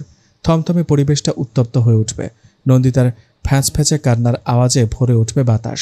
নাক টেনে টেনে 2-3 লাইন পড়ার শব্দ আসবে। তারপর আবারও গুনগুনিয়ে গেয়ে উঠবে নন্দিতা, যাও পাখি বলো, হাওয়া ছলো ছলো। অন্য কোনো গানও গাইতে পারে, একই গান বারবার রিপিট করতে হবে এমন তো কোনো কথা নেই। নন্দিতা পরবর্তীতে কি গান গাইবে ভাবতে চেষ্টা করলো নম্রতা। ভাবনা ঠিকঠাক হলো না। টেবিলের ওপর নীলখামে মোড়ানো চিঠিটা মন মস্তিষ্ককে চুম্বকের মতো টানছে। ভাবনার সমূহে মনোযোগ দেওয়া হচ্ছে না। টেবিল থেকে চিঠিটা তুলে নিয়ে পড়তেও ইচ্ছে করছে না। চিঠির জন্য চাপা উত্তেজনা, তীব্র আক্ষেপটা ভীষণ মিষ্টি ঠেকছে। চিঠিতে কি লেখা থাকতে পারে তা নিয়ে নানান ভাবনা ভাবতেও ভালো লাগছে। চিঠি সে পুরাতন সেকে মৌন প্রাণ দিয়ে অনুভব করছে। কম্পিত হৃৎপিণ্ডে প্রেমানুভূতিটা তরতর করে বাড়তেই অদ্ভুত এক ঘোর আষ্টে পৃষ্ঠে ধরছে শরীর। নম্রতা দীর্ঘশ্বাস ফেলল, ধীর হাতে তুলে নিল নীলাভ খাম।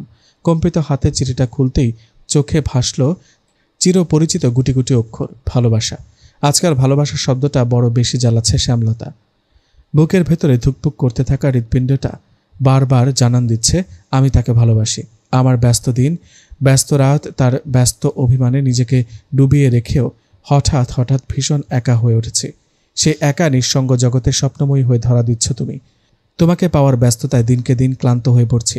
হাজারো ব্যস্ততার মাঝেও হঠাৎ ভীষণ কৃপণের মতো বুকে চাপা দিতে চাচ্ছি আমার সম্পদ। অন্যমনস্ক মন কাজকর্ম ফেলে শিশুসুলভ অভিমানে বিদ্রোহ করছে। অন্যের প্রতি তোমার হালকা সজাগ দৃষ্টিতেই ঈর্ষায় জ্বলে পুড়ে মরছি। তোমাকে দুমড়ে মুচড়ে বুকের নিষিদ্ধ কোনো প্রকোষ্ঠে বন্দি করার তীব্র ইচ্ছে বহন করছি প্রতিটি রক্তকণায়। ইস, এত হিংসুটে হলাম কবে আমি। নম্রতা চিঠিটা ভাঁজ করে খামে পড়ল। বাকিটা সে পড়বে না। আরফানের অনুভূতির পাগলামো শুনে গলে গেলে তো চলবে না। এতদিনের জমানো অভিমান ভাসিয়ে দিলেও চলবে না। সে শক্ত থাকবে। আরফান যদি তার ব্যস্ততা নিয়েই ভালো থাকে, তবে নম্রতাও ব্যস্ত থাকবে। আরফান তাকে অবহেলা করলে সেও করবে। কি এত দায় তার? কেন বারবার তাকে এত এগোতে হবে? সব অপেক্ষা শুধু তারই কেন? করবে না সে অপেক্ষা, চিঠিও পড়বে না। সপ্তাহে 2 দিন যার ফোন করার সময় হয় না, তার আবার ভালোবাসা কিসের? নম্রতা মুখ ফুলিয়ে বসে রইল। হাতে থাকা চিঠিটা গভীর আবেগে চেপে ধরল বুকে। মনের সুপ্ত কোনো প্রকোষ্ঠ দরাক করে লাফিয়ে উঠে বলল, তার প্রতি অভিমান নিয়ে বাঁচা যে বড় কষ্ট শ্যামলতা, বড় কষ্ট। ঘড়ির কাঁটা 10টা 5 গড়াতেই ঘড়ি থেকে চোখ তুলে সামনে তাকালো আরফান। স্টিয়ারিং হুইলে ডান হাত রেখে বাম হাতে দরজা খুলল। কপাল কুঁচকে বলল, পুরোপুরি 35 মিনিট লেট। তুমি বলেছিলে তুমি রাস্তায় দাঁড়িয়ে আছো, বাড়ি ফেরার চিন্তায় অলমোস্ট মারা যাচ্ছ। একসাথে এতগুলো মিথ্যা। নিদ্রা মিষ্টি হাসল। শপিং ব্যাগগুলো পেছনের সিটে ছড়িয়ে রেখে সিট বেল্ট বাঁধল। আরফানের দিকে চেয়ে অমায়িক কণ্ঠে বলল, দ্যাট ওয়াজ দ্য পানিশমেন্ট। তুমি ছোড়াছড়িকে লাঞ্চের দাওয়াতে আনবে বলেছিলে, আনোনি। মা আর আমার সাথে পরিচয় করিয়ে দেবে বলেছিলে, দাওনি। মোস্ট ইম্পর্ট্যান্ট টপিক, তুমি বলেছিলে ফটাফট বিয়ে করে ফেলবে, করনি। আরফান হাসল। প্রসঙ্গ পাল্টে বলল, এত রাতে একা শপিংয়ে আসাটা বোধহয় তোমার উচিত হয়নি নিদু। ঠিক বলেছ, উচিত হয়নি। কিন্তু হিউম্যান সাইকোলজি কি বলে জানো? হিউম্যান সাইকোলজি বলে মানুষ তার জীবনে উচিতের থেকে অনুচিত কাজগুলোই করে বেশি। তারা যে কাজগুলো না জেনে করে এমনটা নয়, তারা জানে বুঝে এবং সুস্থ মস্তিষ্কে অনুচিত কাজটা বেছে নেয়, যেমনটা তুমি করছো। আরফান প্রশ্নবোধক চোখে তাকালো। নিদ্রা হতাশ কণ্ঠে বলল, তোমার উচিত ফটাফট বিয়ে করে ফেলা, কিন্তু তুমি তা করছো না। বিয়ে না করে ডেটিং ফেটিংয়ে যাচ্ছ, ছোড়াছড়িকে চুমু টুমু খেয়ে ফেলছ। কাজটা অনুচিত। আমি আর মা হতাশ। আরফান যেন বিষম খেল। আকাশসম বিস্ময় নিয়ে নিদ্রার দিকে তাকালো। পর মুহূর্তে হেসে ফেলে বলল, কি বলছো? নিদ্রা গম্ভীর মুখে বসে রইল। আরফান অসহায় কণ্ঠে বলল, give me a great plan. সে আমার ফোন রিসিভ করছে না। তার নাকি ভীষণ ব্যস্ততা। আমার সাথে কথা বলার সময় নেই। আমি চাইলে তার বাবার সাথে কথা বলতে পারি। কি আশ্চর্য, প্রেম কি আমি তার বাবার সাথে করি নাকি? নিদ্রা ভাইয়ের দিকে তাকালো। হুহা করে হেসে উঠে বলল, শ্বশুরের সাথে প্রেম? Quite interesting. আরফান হতাশ দীর্ঘশ্বাস ফেলল। আচ্ছা, এই জ্বালাময় মেয়েটিকে কি কিডন্যাপ করা যায় না? নীরা আজ শাড়ি পরেছে। হালকা নীল রঙের ওপর সাদা সুতোর কাজ করা সুতি একটি শাড়ি, মুখে কোনো সাজগোজ নেই।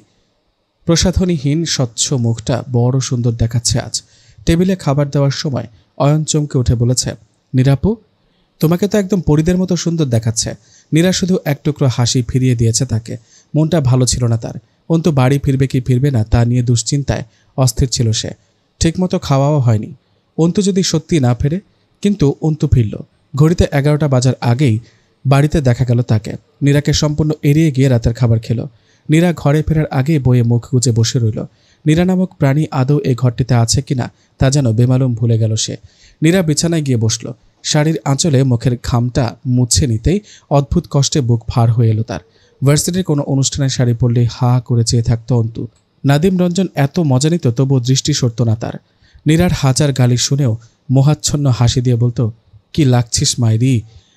তাহলে আজ কেন চোখ তুলে তাকালো না অন্তু? সেই মোহাচ্ছন্ন দৃষ্টি কোথায় হারালো? সেই সকল বেপরোয়া বেসামাল কথার মানুষটি কিভাবে এত গম্ভীর হলো? তবে কি নীরা আর আগের মতো নেই?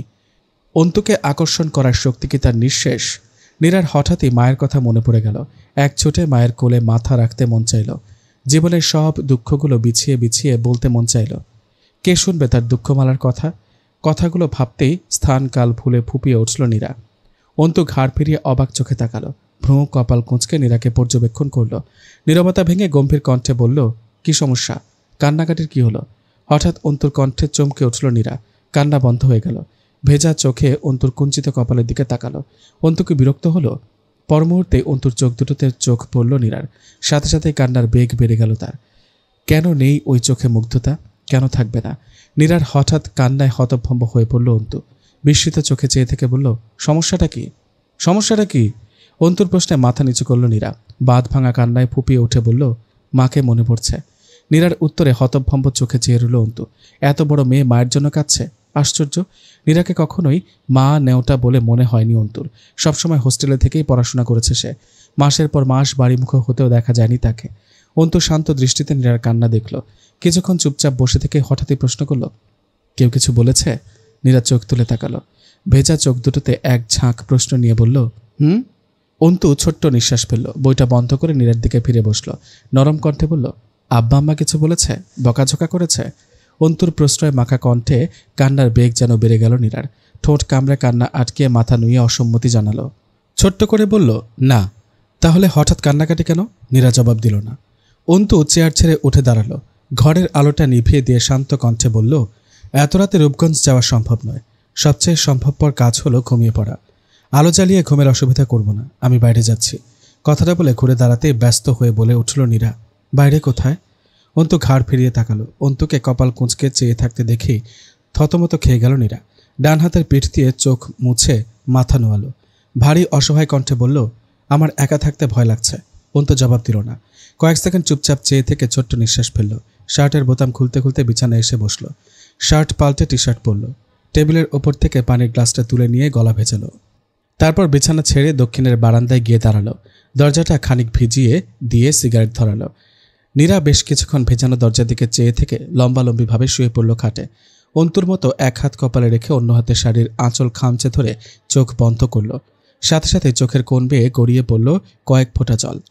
এই প্রেম পিপাসু জন্ম দুঃখিনী রমণী জানতেই পারল না গভীর রাতে জানালার ওপাশ থেকে একজোড়া মুগ্ধ চোখ ঘোরাফেরা করছিল তারই অঙ্গ জুড়ে। শাড়ির ভাঁজে ভাঁজে থাকা প্রতিটি কার্ভের গভীরতা মাপতে মাপতেই ছাড়ছিল রাশি রাশি ধোঁয়ার বহর। রাত 1টা। শব্দহীন এয়ার কন্ডিশনে হিম শীতল ঘরের পরিবেশ। দেওয়ালে টাঙানো বিশাল টেলিভিশন স্ক্রিনে বন্ধুদের ছবি ভাসছে। একের পর এক অগোছালো ছবি। পাশের সাউন্ড বক্স থেকে বাজছে মাইক শিনোদার গাওয়া প্রিয় একটি গান। মেঝেতে মাথা রেখে বিছানার ওপর পা তুলে দিয়ে অদ্ভুত ভঙ্গিতে শুয়েছিল ছোঁয়া। মাথার পাশে ধোঁয়া ওঠা গরম কফির কাপ। চারপাশে ম্যাগাজিন আর বইয়ের ছড়াছড়ি। ঘরের আলো নেভানো। টেলিভিশনের মৃদু আলো এসে পড়ছে ছোঁয়ার মোমের মতো সাদা গায়ে। ছোঁয়া পা নাচাতে নাচাতে গানের সাথে ঠোঁট মেলানোর চেষ্টা চালালো। Looking for, trying to open doors, ringing bells, sending them to hell, or sitting by my side, expecting no surprise. When it's about love, nothing will work. ছোঁয়া হঠাৎ উঠে বসল। রিমোটের বোতাম টিপে গান বন্ধ করল। জীবনের প্রথমবারের মতো প্রিয় গানটাকে বিরক্তিকর, অর্থহীন বলে বোধ হলো তার। কি ভেবে ইংরেজি গান পাল্টে বাংলা গান চালালো? নিস্তব্ধ রাতে এই প্রথমবারের মতো হেমন্ত মুখোপাধ্যায়ের কণ্ঠ শুনে মুগ্ধ হলো ছোঁয়া। গানের কথাগুলো আনমনে গুনগুন করতে লাগলো মনে মনে। চঞ্চল মন আনমনা হয় যে তার ছোঁয়া লাগে। ভোরের আকাশে আলো দেখে পাখি যেন। ছোঁয়া দীর্ঘশ্বাস ফেলল। জানালার ভারী পর্দাটা সরিয়ে দিয়ে তারা ভরা আকাশের দিকে তাকালো। আচ্ছা, অস্ট্রেলিয়ার আকাশেও কি এমনই তারা হয়? তার দেশের মতো এতটা আপন আর নিজস্ব লাগে সব? উত্তরহীন মন নিয়ে চুপচাপ দাঁড়িয়ে থাকে ছোঁয়া। পর্দাটা আবারও টেনে দিয়ে চোখ ফিরিয়ে টেলিভিশনের পর্দায় তাকায়।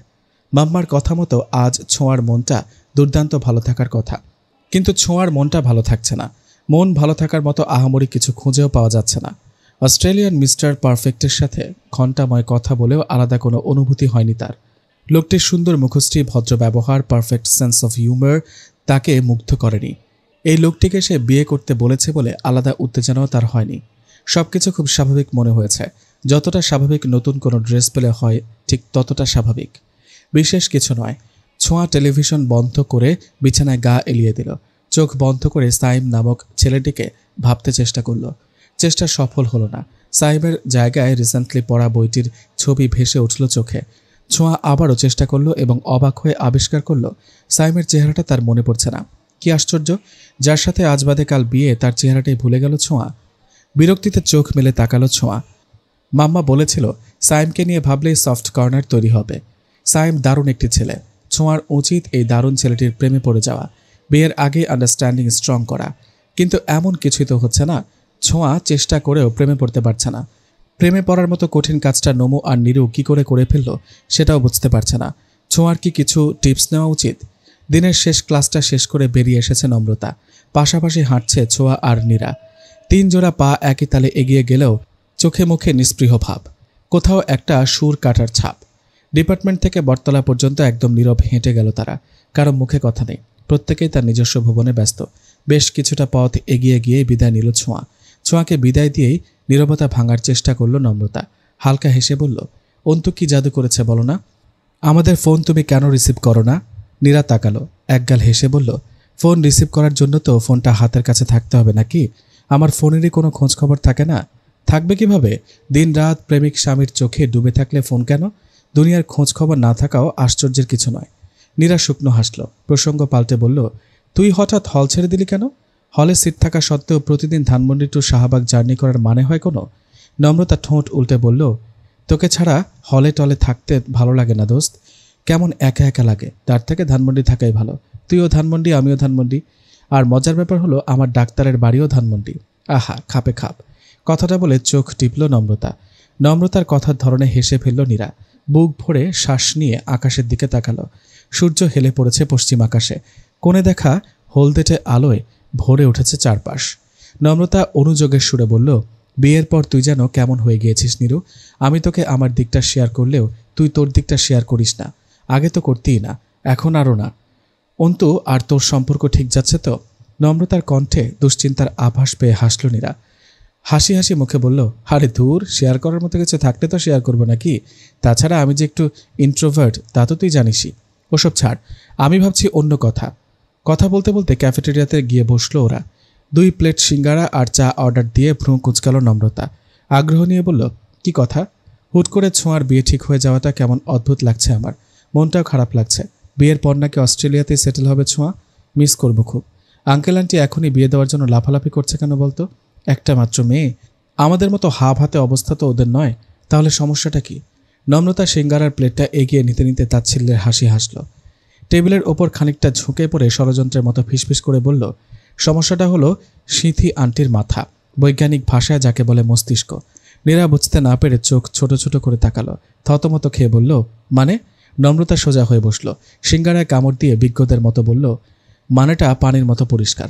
আমার ধারণা এই মহিলার মাথা নষ্ট, মস্তিষ্ক। তোর বিয়েতে একটা শাড়ি পরা নিয়ে 1000টা কাণ্ড করেছে এই মহিলা, এখনও করছে, ভবিষ্যতেও করবে। আমার কি মনে হয় জানিস? নীরা ভ্রু কুঁচকাল। কি? নম্রতা ঘাটটা খানিক নুইয়ে এনে টেবিলের উপর ঝুঁকল। ফিসফিস করে বলল, বিয়ের পর বেবি প্ল্যানিংয়ের কাজটাও বোধ হয় এই মহিলাই করবে।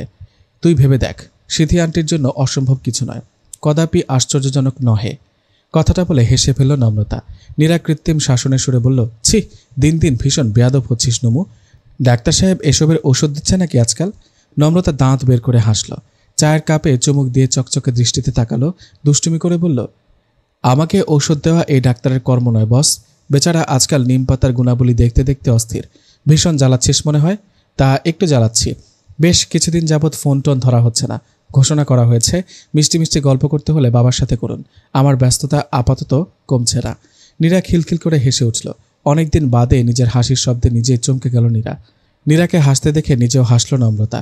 ঠোঁটে হাসি রেখেই বলল, ডাক্তাররা যে এমন গাধার মতো খাটে তা ডাক্তারদের সাথে প্রেম না হলে জানতেই পারতাম না। সারাদিন ব্যস্ততা আর ব্যস্ততা। আমার থাকা না থাকার কোনো গুরুত্ব আছে বলে মনে হয় না। মাঝে মাঝে সপ্তাহে খোঁজ খবর নেয় না, আর যখন নেয় তখন তার পাগলামো অস্থিরতা।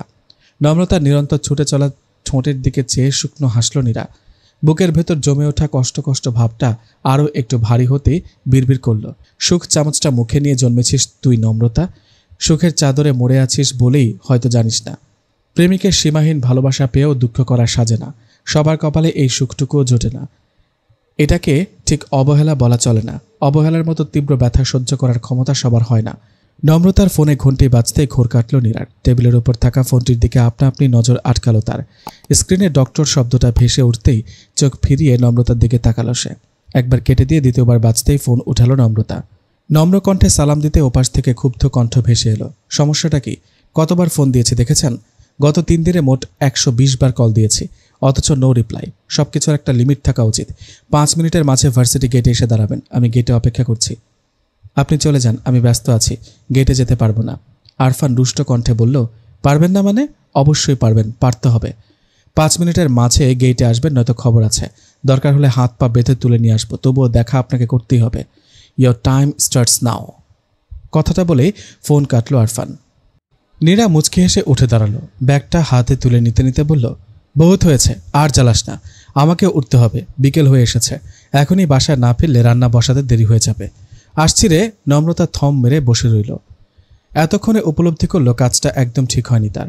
সাথে সাথে না ধরলেও 5 বারে একবার ফোন ধরা উচিত ছিল। আরফান ক্ষেপে আছে। নম্রতা অসহায় মুখ নিয়ে উঠে দাঁড়ালো। অনুচিত কাজ করে ফেলে হাঁ হুতাশ করাটাই বোধ হয় মানুষগত স্বভাব। নম্রতার রাগ হলো। এই মানুষগত বেয়াদব স্বভাবটিকে কেটে টুকরো টুকরো করে নদীতে ভাসিয়ে দিতে ইচ্ছে হলো, কিন্তু হায়, সব ইচ্ছে যে পূরণ হওয়ার নয়। শাহবাগ থেকে হাতির ঝিলে রাস্তা ধরে হাঁটছে নাদিম অন্তু। নাদিমের হাতে বাদামের ঠোঙা। এক একটা বাদাম উপরের দিকে ছুঁড়ে ফেলে মুখের ভেতরে লুফে নিচ্ছে সে। বাদামের টুকরোগুলো মুখে পড়তেই চিবোতে চিবোতে মিটমিট করে হাসছে। অন্তু হঠাৎ দাঁড়িয়ে পড়ল। বিরক্ত কণ্ঠে বলল, কি সমস্যা তোর? হাসছিস কেন? আমার দিকে চেয়ে হাসবি না, আমার বিরক্ত লাগছে। অন্তুর কথার জবাবে আবারও মিটমিট হাসি উপহার দিল নাদিম। অন্তু গরম চোখে তাকালো। নাদিমের হাসি এবার বিস্তৃত হলো সারা মুখে। পরপর বেশ কয়েকটা বাদাম মুখে পুড়ে নিয়ে হঠাৎই এক অদ্ভুত কাজ করে বসল সে। অন্তুর গলায় লেগে থাকা ওয়ান টাইম ব্যান্ডেজটা খুলে আনলো হাতে। নিঃশব্দে হেসে বলল, এসব ব্যান্ডেজ ফ্যান্ডেজে কাজ হবে না মামা। বিবাহিত পুরুষ গরমের দিন চাদর গায়ে বেরোলেই কাহিনী রফা দফা। ব্যান্ডেজের আইডিয়াটা ভালো, কিন্তু শকুনের চোখ থেকে গুপ্তধন রক্ষা করার চেষ্টা তোমার ব্যর্থ।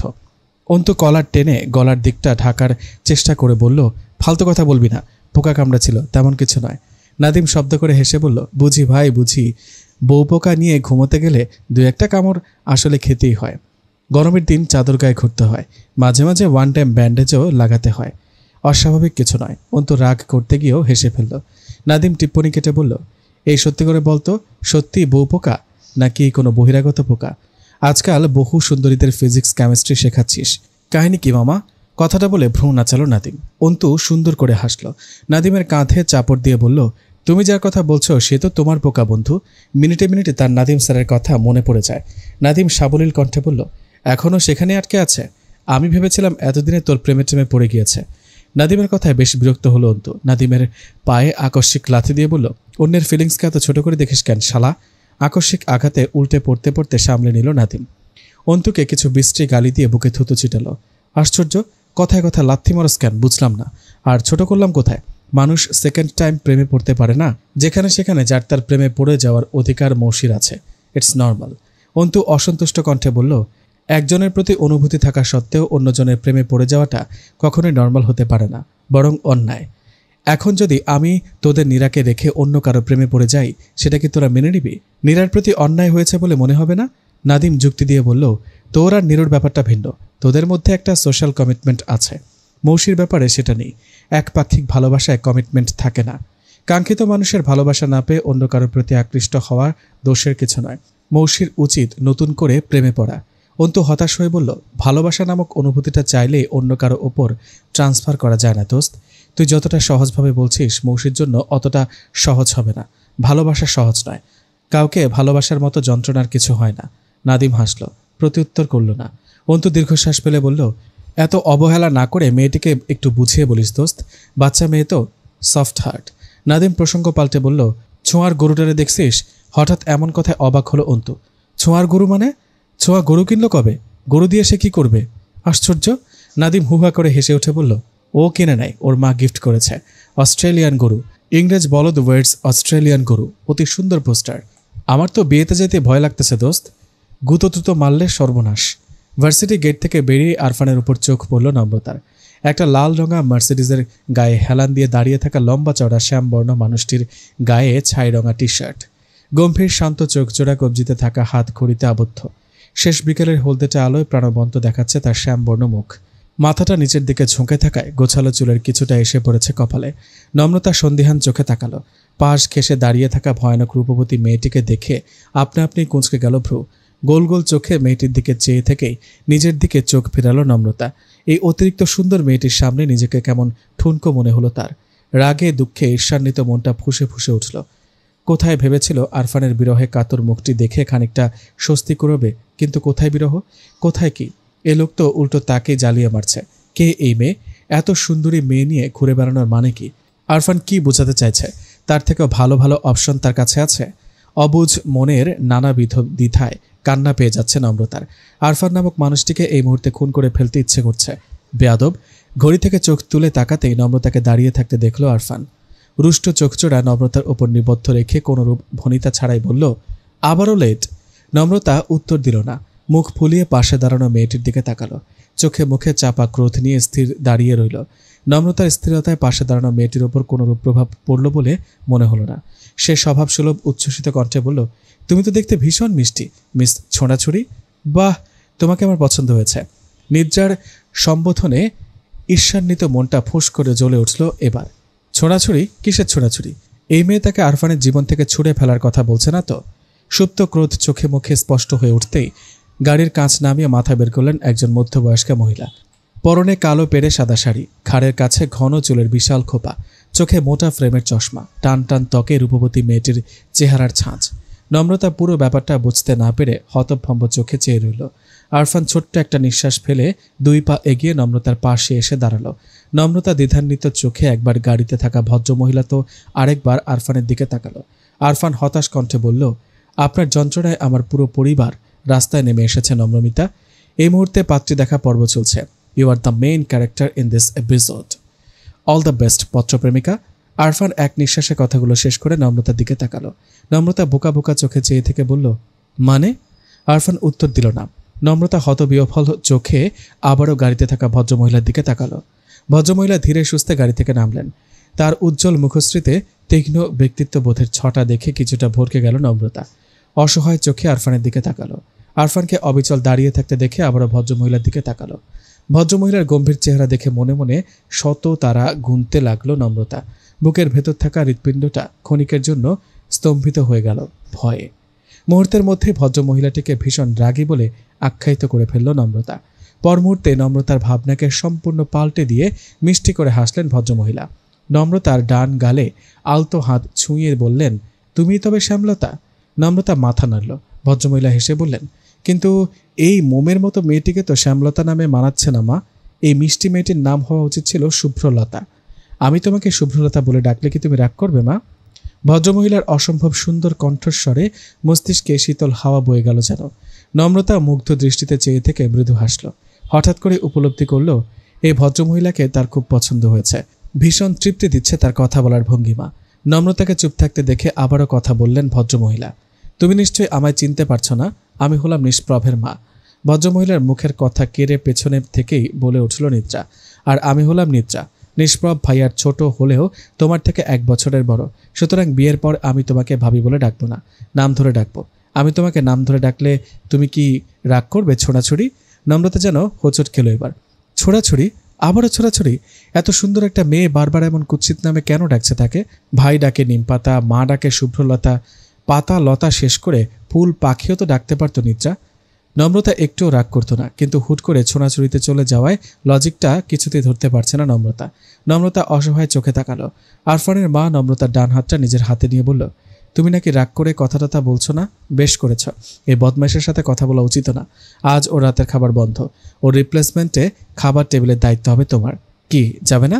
নম্রতা বিস্ময় নিয়ে আরফানের দিকে তাকালো। আরফান মৃদু হাসল, চোখের ইশারায় আশ্বস্ত করল। নম্রতা বিস্ময় ভাব নিয়ে ভদ্রমহিলার দিকে তাকালো, ঘোর লাগা কণ্ঠে বলল, রাতে বাইরে থাকাটা বাবা মা অ্যালাউ করবে না আন্টি। ভদ্রমহিলা কিছু একটা ভেবে বললেন, কোনো সমস্যা না থাকলে তুমি কি তোমার বাবার নাম্বারটা দিবে? আমি তোমাদের সপরিবারে নিমন্ত্রণ দিতে চাই। এই মিষ্টি মেয়ের বাবা মায়ের সাথে পরিচয়টা না হলেই নয়। নিষ্প্রভ বলছিল, তোমরাও নাকি ধানমন্ডিতে থাকো, রোড নাম্বার আলাদা হলেও এলাকা কিন্তু একই, সেই হিসেবে আমরা সবাই প্রতিবেশী হয়ে গেলাম না? নম্রতা কোনো উত্তর খুঁজে পেল না, মুগ্ধ চোখে চেয়ে রইল ভদ্রমহিলার মুখের দিকে। কাউকে এত দ্রুত বুঝি আপন করে নেওয়া যায়? কণ্ঠস্বরের স্বাভাবিক ছোট্ট বাক্যগুলিতে বুঝি এতটাও মায়া ঢালা যায়? ভার্সিটি থেকে ফিরেই রান্না বসিয়েছে নীরা। সন্ধ্যার নাস্তা আর রাতের খাবার তৈরি করতে করতে কখন যে সন্ধ্যা গড়িয়ে রাত নেমেছে খেয়ালই ছিল না তার।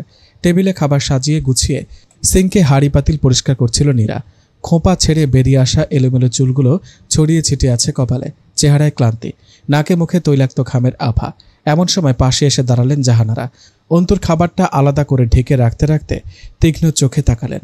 শাশুড়ির দৃষ্টিকে খেয়াল করে ভেজা হাতের পিঠ দিয়ে চুল ঠিক করে ওনার আঁচল টানল নীরা। আমতা আমতা করে বলল, কিছু বলবেন মা? জাহানারা ছোট্ট নিঃশ্বাস ফেলল। নীরার প্রতি আজকাল একটু আধটু সন্তুষ্ট সে। সেদিন নীরার করা সরল অভিযোগের পর বাইরে রাত কাটানো বন্ধ হয়েছে অন্তুর। সারাদিন যেখানে থাকুক না কেন রাত 12টার আগে ঠিকঠাক বাড়ি ফিরেছে সে। রাতের খাবারটা নিয়ম করে বাড়িতেই খাচ্ছে। ছেলের এতটুকু নিয়ম মাফিক জীবন দেখেই এক টুকরো স্বস্তি পেয়েছে জাহানারা। ছেলের বউয়ের প্রতি প্রকাশ্য তিক্ততা খানিক কমে এসেছে।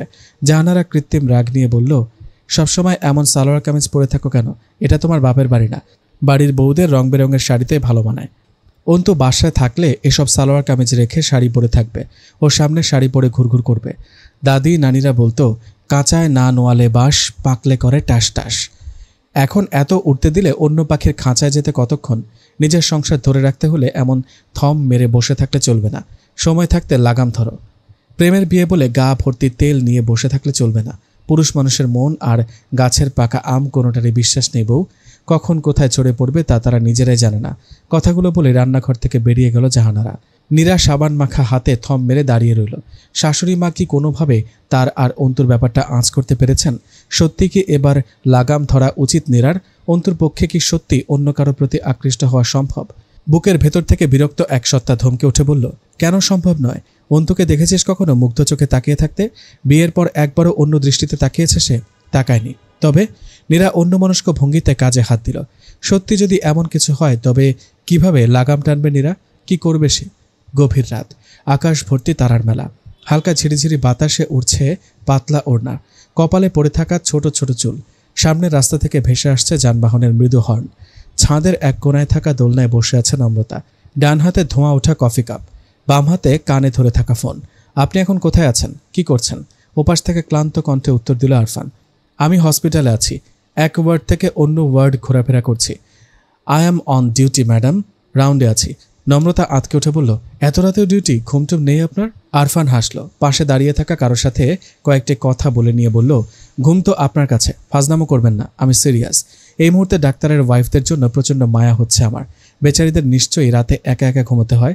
মাঝরাতে ভয় পেলে কাঁথা দিয়ে মুখ চেপে মটকা মেরে শুয়ে থাকতে হয়। সাংঘাতিক না, এসব ডাক্তার ফাক্তারকে বিয়ে করা যাবে না, প্ল্যান ক্যান্সেল। আরফান নিঃশব্দে হাসল। বেশ কিছুক্ষণ চুপ থেকে হাতের কাজ শেষ করল। তারপর মৃদু কণ্ঠে বলল, আপনি এখনও ঘুমাননি কেন?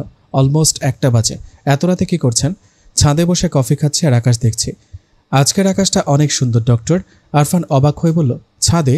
অনেক বছর আগে কেউ একজন আমায় বলেছিল সে একা ছাদে যেতে ভয় পায়, তাই বরের জন্য অপেক্ষা করছে। সাহসী বর তাকে ছাদে নিয়ে গিয়ে জ্যোৎস্না বিলাসের সঙ্গ দেবে। তো তার কি বর জুটে গিয়েছে আজকাল? বর না জুটলেও সাহসটা ঠিকই জুটে গিয়েছে তার। অনেক বছর আগের বাচ্চা মেয়ে এখন বিশাল বড়, ভূতুটুতে ভয় পায় না। তাই নাকি? তাহলে তো মায়ের গল্পটা আপনাকে বলাই যায়। মা বলতো আমাদের আশেপাশে নাকি সবসময় জিনপরীরা ঘোরাঘুরি করে, একসাথে পাশাপাশি বসেও থাকে। আপনার পাশেও নিশ্চয়ই আছে। ফাঁকা ছাদে আপনি আর অলৌকিক ক্ষমতা সম্পন্ন কিছু জিন। ব্যাপারটা দারুণ না? নম্রতা ভয়ে ভয়ে পাশে তাকালো। অদ্ভুত একটা ভয়ে কেঁপে উঠল তার বুক। কৃত্রিম রাগ নিয়ে বলল, দেখুন, একদম উল্টাপাল্টা গল্প ফাঁদবেন না। ডিউটিরত অবস্থায় ফোনে কথা বলছেন, তারপরে উল্টাপাল্টা গল্প বানিয়ে মাসুম যুবতীদের বিভ্রান্ত করার চেষ্টা চালাচ্ছেন। আপনার নামে তো মামলা করা উচিত ডক্টর। আন্টির মতো। পূর্বাকাশে উঁকি দিচ্ছে সূর্য, আকাশটা লালাভ রঙে ঢাকা। জানালার পাশ ঘেঁষে বসে থাকা নম্রতার মনটা ভীষণ খারাপ। শেষ রাতের দিকে অনেকটা সময় নিয়ে ফোনালাপ হয়েছে আরফান নম্রতার। মন খারাপের শুরুটা সেখান থেকেই। কথায় কথায় আরফানের পরিবার নিয়ে কথা তুলেছিল নম্রতা।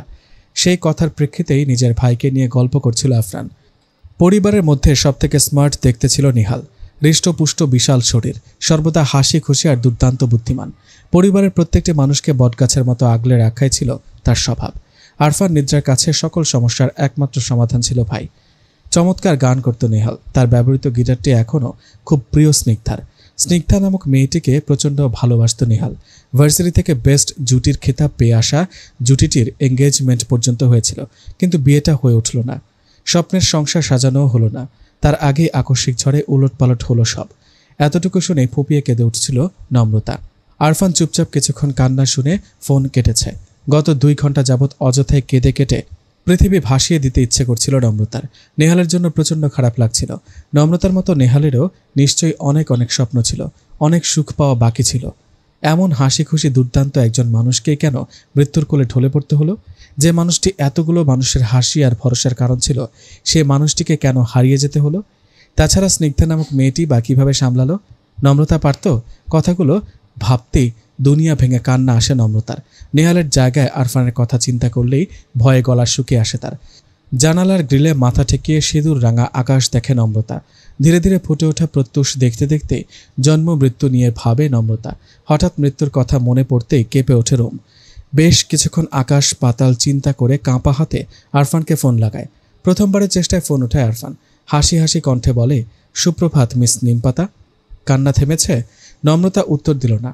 বেশ কিছুক্ষণ ঝিম ধরে বসে থেকে বলল, স্নিগ্ধা আপু এখন কোথায়? নম্রতার প্রশ্নে কিছুটা মিয়ে গেল আরফান। বুক ভরা দীর্ঘশ্বাস নিয়ে বলল, এই টপিক আপাতত থাকুক নম্রতা। বাই এনি চান্স আপনি কি এখনও কান্নাকাটি করছেন? নম্রতা উত্তর দিল না। হতাশ দীর্ঘশ্বাস ফেলে বলল, আপনার ডিউটি এখনও শেষ হয়নি? শেষ হয়েছে, আমি এখন রাস্তায়, বাড়ি ফিরছি। এইটুকু বলে থামল আরফান। বেশ কিছুক্ষণ নীরব থেকে হঠাৎই বলল, এই মুহূর্তে আপনার যে অনুভূতিটা হচ্ছে ঠিক এমনই অনুভূতি বেশ কিছুদিন আগে আমারও হয়েছিল নম্রতা। পার্থক্য হলো আমি আপনার মতো কেঁদে কেটে বুক ভাসাতে পারিনি। কথাটা বলে হালকা হাসলো আরফান। কৌতুক করে বলল, হারিয়ে ফেলার ভয়ে যে মেয়ে কেঁদে কেটে নাজেহাল, সেই দুর্বল হৃদয়ের মেয়ে হারিয়ে ফেলেও কি করে এত স্বাভাবিক থাকলো এতটা বছর? স্বাভাবিক থাকলে নিশ্চয়ই আমাকে পাগল বলে মনে হতো না আপনার? প্রথম প্রথম তো পাগলই বলতেন। খুব গুরুত্বপূর্ণ কথা মনে হয়েছে, এমন একটা ভাব নিয়ে ব্যস্ত কণ্ঠে আরফান বলল, ও হ্যাঁ, লঞ্চে খুব উইয়ার্ড বিহেভ করেছিলেন সেদিন। অদ্ভুত সব পাগলামো। সেসব পাগলামো এই অধমের জন্য ছিল? শেষ কথাটায় আরফানের কণ্ঠে যেন বিস্ময় খেল। নম্রতা অভিমানী কণ্ঠে বলল, শুরু থেকে শেষ সম্পূর্ণ গল্পটিতে কালপ্রিট আপনি একা।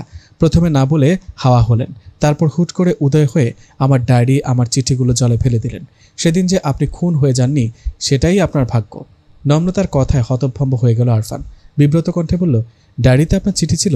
সে তো আমি জানতাম না নম্রতা, আর ইচ্ছে করেও ফেলিনি। আপনি তো আমার ল্যাপটপটাই ফেলে দিলেন, তবুও ইচ্ছেপূর্বক। দোষ আমার একার নয়, আপনিও দোষী। আমার গল্পে কালপ্রিট কিন্তু আগাগোড়া আপনি। এত ঝামেলার মাঝে চিঠি লিখলাম, চিঠি পাঠানোর ব্যবস্থা করলাম, অথচ আপনি খুঁজেই পেলেন না। আমাকে 4 বছর তীব্র মানসিক যন্ত্রণার মধ্যে রাখলেন। তারপর হুট করে উদয় হয়ে জীবনটা তামাতামা করে ছেড়ে দিলেন। নম্রতা অবাক হয়ে বলল, আমি আপনার জীবন তামাতামা করে ফেলেছি? আরফান নিঃসংকোচে বলল, তা করেছেন। প্রচণ্ড বিরক্ত ছিলাম আমি আপনার ওপর। এমনিতেই প্রেয়সী হারিয়ে দেবদাস, তারপরও আপনার কার্যকলাপগুলো অসহ্য লাগছিল। আপনি সেই প্রেয়সী, এমনটা জানলে অবশ্য বিরক্ত হতাম না, বরং এনজয় করতাম। কিন্তু তখন আমি আপনাকে কল্পনাতেও ভাবতে পারিনি। নম্রতা হেসে বলল, আমার জন্য সাডেন শক ছিলেন আপনি। আমি তো নিশাদ ভাইয়াকে সন্দেহ করেছিলাম। তখন আমার ভাবনা ছিল আপনি আর সে। ইয়াক। আরফান হতভম্ব কণ্ঠে বলল, ইয়াক এমনটা কেন? নম্রতা খিলখিল করে হেসে উঠে বলল, সরি টু সে, তখন আপনাকে ইয়াকই লাগতো আমার, একদম বিশ্রী। নাদিম তো আপনার বিশেষ একটা নামও দিয়েছিলেন। ওর নাম অনুযায়ী বন্ধু মহলে সবাই আপনাকে ধাক্কা আরফান বলে সম্বোধন করত। এখন অবশ্য বলে না। নম্রতাকে মাঝপথে থামিয়ে দিয়ে হতবিহ্বল কণ্ঠে চেঁচিয়ে উঠল আরফান। হোয়াট? নম্রতা আবারও খিলখিল করে হেসে উঠল। সকাল 8টা। চোখে চশমা চড়িয়ে খাবার টেবিলে এলো ছোঁয়া। চোখ দুটো হালকা ফুলে থাকলেও মনটা বেশ ফুরফুরে তার। কাল সারা রাত জেগে থেকে সূর্য ওঠার পর ঘুমোতে গিয়েছে ছোঁয়া। ছাদে দাঁড়িয়ে সূর্যোদয় দেখেছে।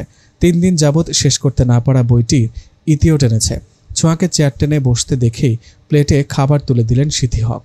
প্লেট ভর্তি পোলাও মাংস দেখে ভ্রু কুঁচকাল ছোঁয়া। সিথি হক গম্ভীর কণ্ঠে বললেন, বিয়ের কিছুদিন তোমার খাওয়া দাওয়া নিয়ে কোনো রেস্ট্রিকশন থাকবে না মামুনি। তুমি ব্রেডের জায়গায় পোলাও মাংস খেতে পারো। ছোঁয়া বিরক্ত চোখে তাকালো। ছোট থেকে ব্রেকফাস্টে ব্রেড ফ্রুটস খেয়েই অভ্যস্ত ছোঁয়া। সকালে ভারী খাবার মানেই আস্ত ঝামেলা। ছোঁয়া বুঝতে পারে না হুট করে খাবারের মেনু চেঞ্জ করার মানে কি। এটা কোন ধরনের স্বাধীনতা? মাম্মা কি স্বাধীনতার সংজ্ঞা জানে না? ছোঁয়ার ভাবনার মাঝে আবারও কথা বলেন সিথি হক। সাইম আর তোমার বড় খালামণি প্রায় সব ধরনের কাগজপত্র রেডি করে ফেলেছেন। বিয়ের 1 মাসের মাঝে অস্ট্রেলিয়াতে শিফট হতে পারবে তুমি। আর স্কলারশিপের ব্যাপারটাও ম্যানেজ করে নিয়েছে তোমার বাবা। বাদবাকি সাইম তো আছেই। ওখানে গিয়ে পড়াশোনায় একদম ঢিলেমি করবে না মামুনি। তোমার লো ক্লাস ফ্রেন্ডরা বাইরের দেশে গিয়ে পড়াশোনা করছে আর তুমি হাত গুটিয়ে বসে আছো। প্রুভ ইয়োর সেলফ মামুনি, you have to be best. Chhoya উত্তর দিল না। মাম্মার কথা তার মস্তিষ্ক পর্যন্ত পৌঁছালো বলেও মনে হলো না। মনে মনে বিয়ে নামক বিষয়টা নিয়ে ভাবছে ছোঁয়া। আর যাই হোক, বিয়ের মাধ্যমে এই একঘেয়ে জীবন থেকে তো ছাড়া পাবে ছোঁয়া। কারো কথা অনুযায়ী নয়, নিজের বিবেচনা দিয়ে একটুখানি হাত পা গুছিয়ে শুবে। তার গায়ে থাকবে নিজের পছন্দের জামা, নিজের পছন্দের খাবারে ভরে থাকবে খাবার টেবিল। বন্ধুদের সাথে ইচ্ছেমতো সময় কাটাবে। কথাগুলো ভাবতেই বুকের ভেতর অদ্ভুত এক আনন্দ হয় ছোঁয়ার। পর মুহূর্তে বিভ্রান্তিকর এক প্রশ্ন বলের মতো ঠপ খেলতে থাকে তার মস্তিষ্কে। আদৌ কি নিজের কোনো পছন্দ গড়ে উঠেছে ছোঁয়ার? শক্ত কোনো সিদ্ধান্ত নেওয়ার ক্ষমতা আছে তার? বিয়ের পর বন্ধুগুলোকে আগের মতো করে আদৌ পাওয়া হবে তার? ছোঁয়ার হাত থেমে যায়। অনেক ভেবেও উত্তরের ঘরে ভেসে ওঠে শুধুই শূন্য নামক অঙ্ক। মাথার উপর তপ্ত সূর্য, শহর জুড়ে তার দগদগে তেজ, ছাদের তপ্ত পাটাতনে পা রাখা ভার। ক্ষণিকে যেন ত্বক ঝলসে যাওয়ার ভয়। ছাদ ঘরের টিনে ঢাকা চালে আর গাছের পাতায় দাউ দাউ করে জ্বলছে তীব্র রোদের আগুন।